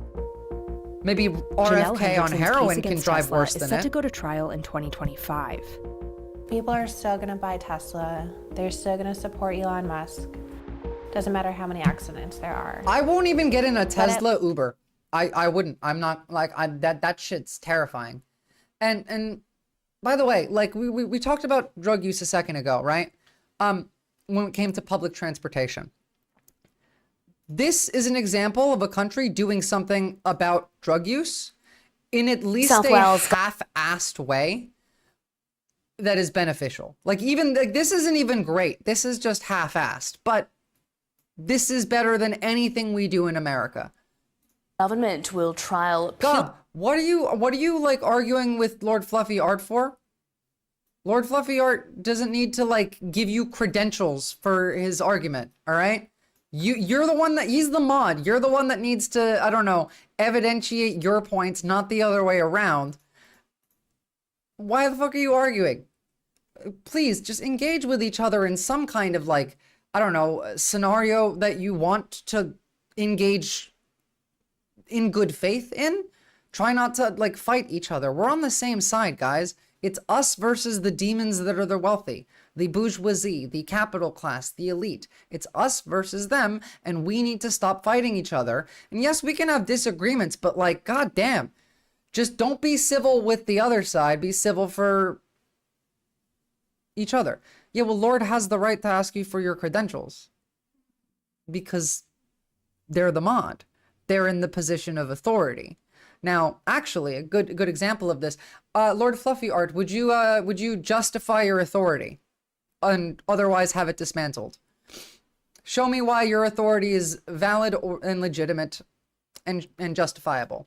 You don't need to be a diplomat to basically understand Russia-Ukraine. You do not.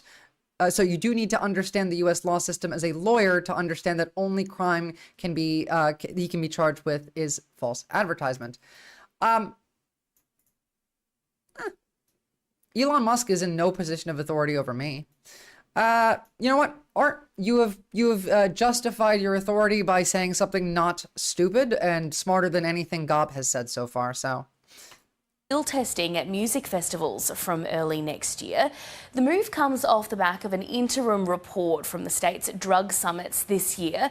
Reporter Miles Holbrook-Walk joins me in the studio now. So Miles, let's just start with Not necessarily, Shardspork. I disagree with the mods all the time. I disagree with Lennon all the time. Mods can be wrong. You just need to be right when you say that they're wrong. Will this trial work?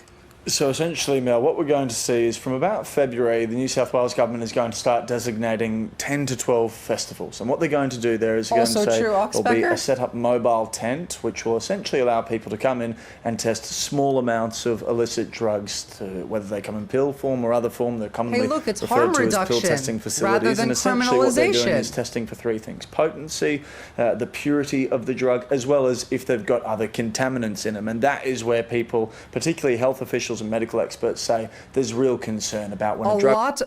I mean, for drug users, I don't know how many of you are drug users, but a lot of your drugs are laced with other drugs. becomes contaminated, or someone thinks they're having a certain Trump's substance... brain is fucking soup. He's not the dictator. The guy has no power. Trump doesn't matter. I'd be shocked if he lived for the next 3 months. It'd be very easy for the capital class to just... But it turns out to be laced with other things, particularly opioids. That's where things get really dangerous. Interestingly, the other element of this is that people will be asked to sign a waiver, essentially citing the health risks of taking drugs. They're certainly not going to be told by these medical experts to take Now, in this instance, it is still illegal to possess the drugs, to sell the drugs, to use the drugs, to bring them into the music festival. However, there is a place in this music festival where you can go and you can test these drugs to see that they are safe or they're not, and you will not be arrested in that area. That is a way of treating addiction and drug use, because, you know, not all drug users are addicts, but in general, the idea of drug use and addiction in a way that produces harm reduction rather than criminalization. And yeah, Cooked Daily.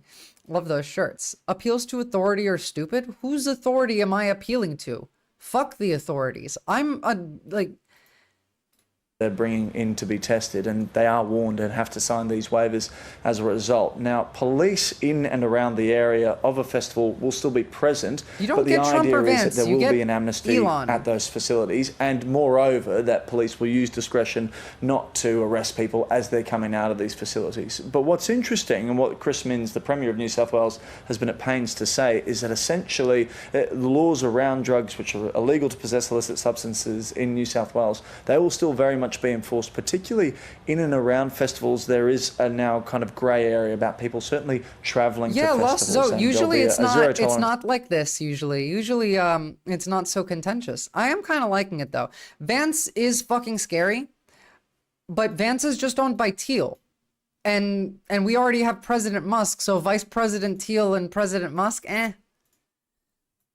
Your mod thinks that you don't get to comment on U.S. law unless you're an American lawyer. I disagree with that. Whether my mod said that or not, I don't see it, but I disagree with that claim. I'm not a lawyer, but you know, I've shown lawyers on stream saying these things. Approach the Premier warns to drug laws in general. Here he is. Asking if you have a good understanding of the U.S. law system, and asking if you're a lawyer when you're stating for a fact that the only crime Elon Musk is guilty of is being, you're wrong there anyway. He's guilty of several crimes. We just covered another one today of an SEC violation. They've got discretion at the moment about how they apply it, but drugs remain illegal in New South Wales, and that will be the case as a result of this change. Yeah, you guys are stupid. Decriminalizing drugs and then using those techniques that they are employing inside of these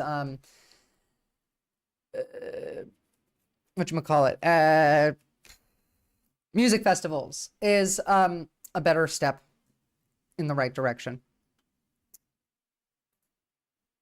Yeah, I think that's great. I think they should decriminalize and legalize all drugs and put in the systems. I mean, we've talked about this a lot, but right, we'll get to drugs when they become a prescient problem, or prominent one rather. So let's talk about a different prominent problem that all of us are going to have to really come to terms with, the fact that it's too late for us to do something about this. May be leading to lung and colon cancers, according to a new study. A world-first review of 3,000 studies suggests that human fertility and lung function may be harmed by tiny plastic particles which pollute the air. Nicholas Chartres is the lead author of the report and a senior research fellow at the University of Sydney, and he joins us now. Thank you so much for your time this morning. So first up, where do microplastics come from and how do they make their way into the air and then into us? Sure. So there's two types. There's primary, which are intentionally made to put in things like cosmetics. And then there are secondary, which are the main source, where they are degradation products from larger pieces of plastic. So things like plastic water bottles, tyres, things that degrade over time. They get into the environment. Gob, that's a very pussy shit argument to respond with. Yeah, like if these schools want to make the population smaller, at least let's do it in the fun way by letting us get high. Damn, why are all these reporters phony? It's because they all are. Now, he just explained two of the different ways you get microplastics, right?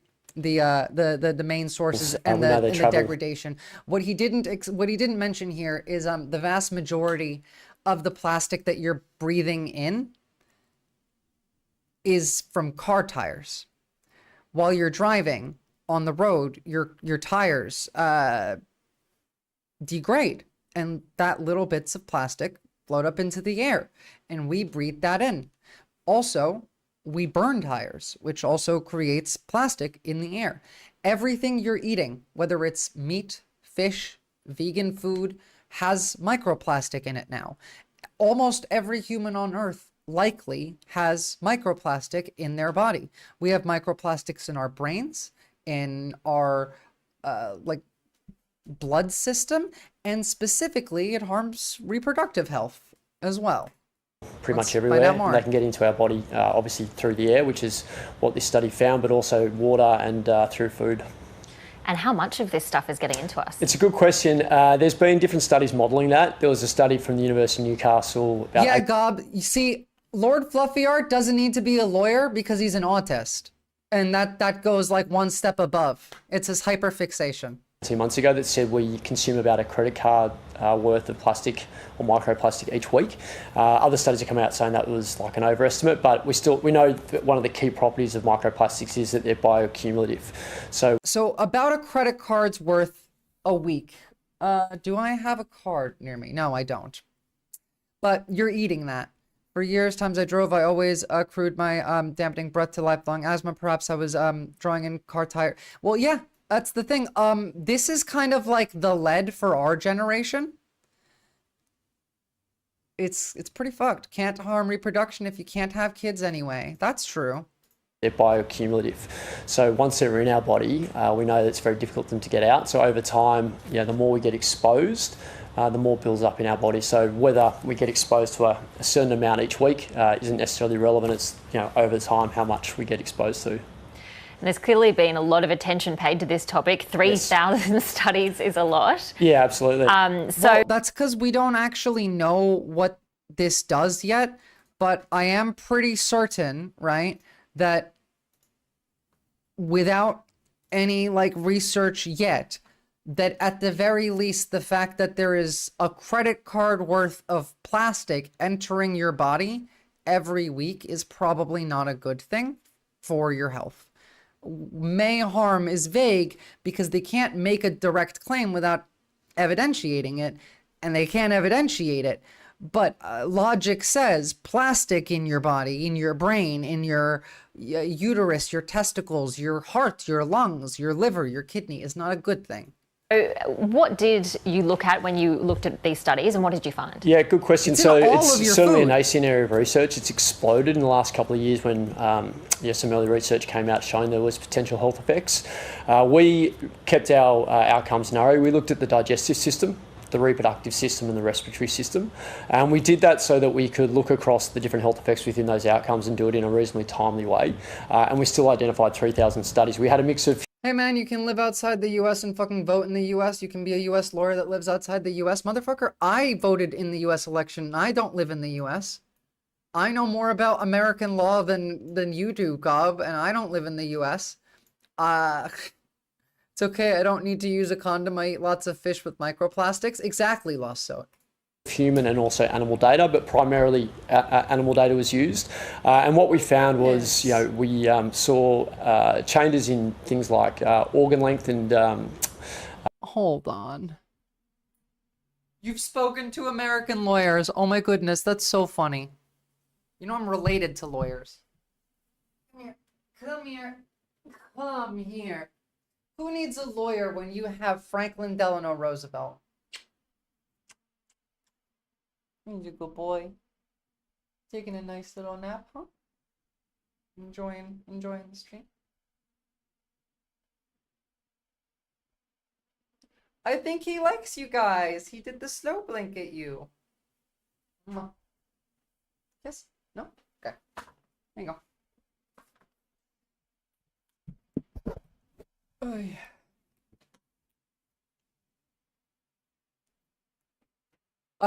Gob, there are scientists who think that climate change is real. You think I give a shit that there's a lawyer in America who thinks that Elon Musk is innocent? You think I care? Okay, at this point, I'm just gonna ignore you until you say something like relevant or interesting. Function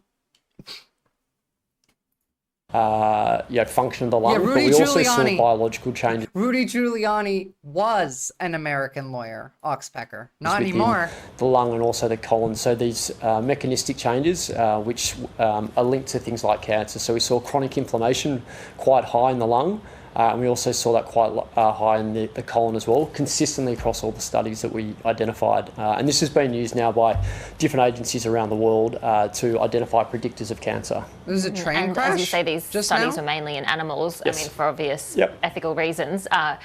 How translatable, are we sure that that translates to humans? Yeah, it's an excellent question. It often gets raised. You've got to remember in this type of research, when we're talking about chemicals or just environmental exposures, we can't ethically randomise people to be exposed to these contaminants. So we rely on animal data. The US EPA and authoritative bodies around the world will regulate chemicals based on... Oh, look, regulatory bodies that are all going to have people who don't believe in science in charge of them and will be deregulated are the ones that could do anything about this. Chemicals or just environmental exposures, we can't ethically randomise people to be exposed to these contaminants. So we rely on animal data. The US EPA and authoritative bodies around the world will regulate chemicals based on animal data for that reason. If we get human data, it means that we've been exposed for a decade before we can actually then see these health effects. And another important thing to realise is that the Australian government and governments around the world, they happily bring chemicals to market with little to no data. And if there is data... RFK, not JFK. Yeah, wait a few years, maybe then we can do human testing. Well, yeah, exactly. It just won't be consensually human testing or, ethical human testing. But I'm sure they'll give it a go in the camps. It's sometimes just one animal study. So it's sufficient to bring chemicals to market, but when we see a raft of health effects in really good animal data, which is what we've seen in these studies here, there's often that concern raised, is it translatable? We did a lot to make sure that these are relevant animal models. We used rodent models, which are the most biologically similar. We looked at air, we looked at water, and we looked at food. So we made sure the exposure pathways were similar to humans. And what we also did was make sure these were chronic studies. So we looked across studies that were looking at multiple doses in the animal so we could see where there was a consistent effect over time. And obviously these health effects are really concerning. Yes. So what can be done about it? Hey, I just got my grade back for my paper I told you about earlier. Got a 95%. Fuck yeah, iodine and borderline. Congratulations. Poggers to you. Well done. 10 out of 10. Y'all can be smart. So most of you. Does limiting exposure mean limiting? Guys, stop arguing with Gob and don't ban them either. No banning Gob and stop arguing. Please. Gob is actually listening. They're wrong, but they're listening. So don't ban and stop arguing. Production of these chemicals? Yeah, and this is important for people to understand. We have around 460 million metric tonnes of plastic being made each year. That's set to triple in the next 20 years or the next 30 years. We know that the primary proportion of plastic is from single-use plastic, and 98% of that comes from fossil fuels. People need to understand that the fossil fuel industry is going to transition away from energy and transport in the next decade, obviously, as we move away from it. And this is going to be the new revenue stream. So we're going to get exposed to more and more plastic. And as I said, this bioaccumulates in our body. So even under a Republican Trump administration, even under drill baby drill, the fossil fuel industries are branching out into even they know that they can't do that forever. And plastic is an industry to go into. You have to be quite careful with such research. Imagine they found out that plastic doesn't do anything. It would make all their research worthless. They also have no data regarding human danger, best correlation. They don't care about your safety. And also, like we found organisms that eat plastic. I'd rather do a lot more research into that to remove this plastic. I'll keep this chatter. He does more than what most libs or cons would do. Yeah, exactly. Annoying or not, I don't care. You can also find correlations between climate warming and smartphone usage. Well, I mean, that's a correlation, not a causation. You can find that correlation because smartphone usage correlated with us at the same time doing more research into climate science. Yeah, correlation means nothing. But this isn't about like, this isn't correlating anything to say that there is a danger here. This is logic. Plastic in your brain is bad. Them making more plastic and you keep putting it in your body is bad. You don't need data to tell you how it's bad. I mean, it'll be useful and I'd like to have some data so I can know specifically how it's bad, but I know that it's bad without the data. We need to take action now and ban single-use plastics.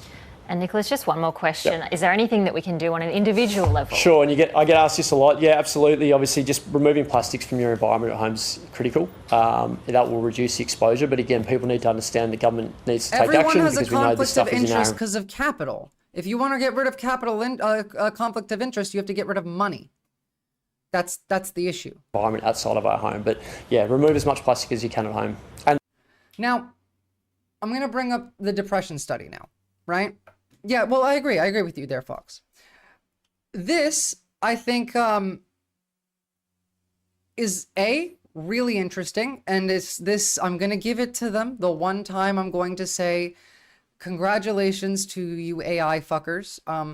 However, I have said before, this is one of the only few times that I'm okay with AI existing is in the medical field when it's being used as a tool by researchers, not for the single W for AI, the singular. But essentially, they found 6 biologically distinct forms of depression, which could easily explain why some people don't respond to traditional treatments for depression, such as antidepressants and or therapy. We actually have the study here. There you go.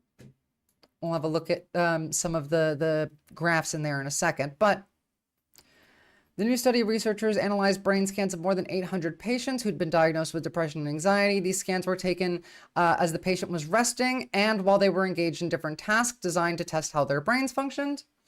AI in scientific research isn't AI. It's very specialized neural networks. Yeah, exactly. That's the only type of AI that I'm even remotely okay with. And even that, like, it kind of still bothers me. You can call me robophobic if you want to, but like, you know. Specifically, the team compared the brains of patients looking for differences in the activity of specific regions and connections between them. These brain circuits had been previously identified as being implicated in depression. They include frontal-parietal network, which is associated with goal-driven behavior, and the default mode network, which is tied to daydreaming. Now, let's actually have a look at the sections. So these are the 6 different types of depression that this study speculates exists. So we have the default mode, which is issues with mindfulness, self-context therapies, TMS, I believe. So hold on, these are the issues or these are the, those are the uses. So the advanced neural circuit model, it's essential to understand. Okay, so this is how to help these things. Most common intervention, choice of pharmacotherapy, 30%. Speculative connection between neural circuit biotypes for depression and anxiety, potential suitable interventions. Okay, so these are ways that you can help that. So default mode is helped by mindfulness and context talk therapy. There's your salience mode, which is your antidepressants will help you a lot more here. Then there is your negative effect, which you require CBT. Cognitive behavioral therapy. There is your positive effect, which is you have dopamine Neuroadrenaline reuptake. Oh, interesting. So this is not is that an SNRI? No, that's not, right? Dopamine noradrenaline reuptake inhibitor. Is that an SNRI? Yeah, that is. That's an SNDRI. Apologies. Serotonin. Well, actually, that's a dopamine. Neuroepinephrine dopamine uptake. Serotonin, norepinephrine, dopamine reuptake inhibitor. Jesus Christ, words are hard. And this is why, like, you shouldn't trust anything RFK says, because RFK couldn't even read that. I'm not a huge fan of AI being trained on decisions made by other AIs. That's all terrible. I hate that. And then we have the ADHD type, subtype of depression, the one that's most common with ADHD. Attention, training, and stimulants give people ADHD meds, and their depression gets better. For example, this was me. I had a lot more depression before I started taking ADHD meds. My brain is damaged on the left side by my ear, so AIPL sweet, the study is cool. Oh. I mean, it's linked in my source documents as always, but I'll link it here. If you want to go talk to your doctor and give them this and maybe discuss things you can try based on this. Yeah. Vyvanse really helped me. Yeah. Adderall helps some people. Vyvanse, like, it depends on which medication is good for you. Depends entirely on your own body chemistry. But, and here we have further explanations of these subtypes for those who have like the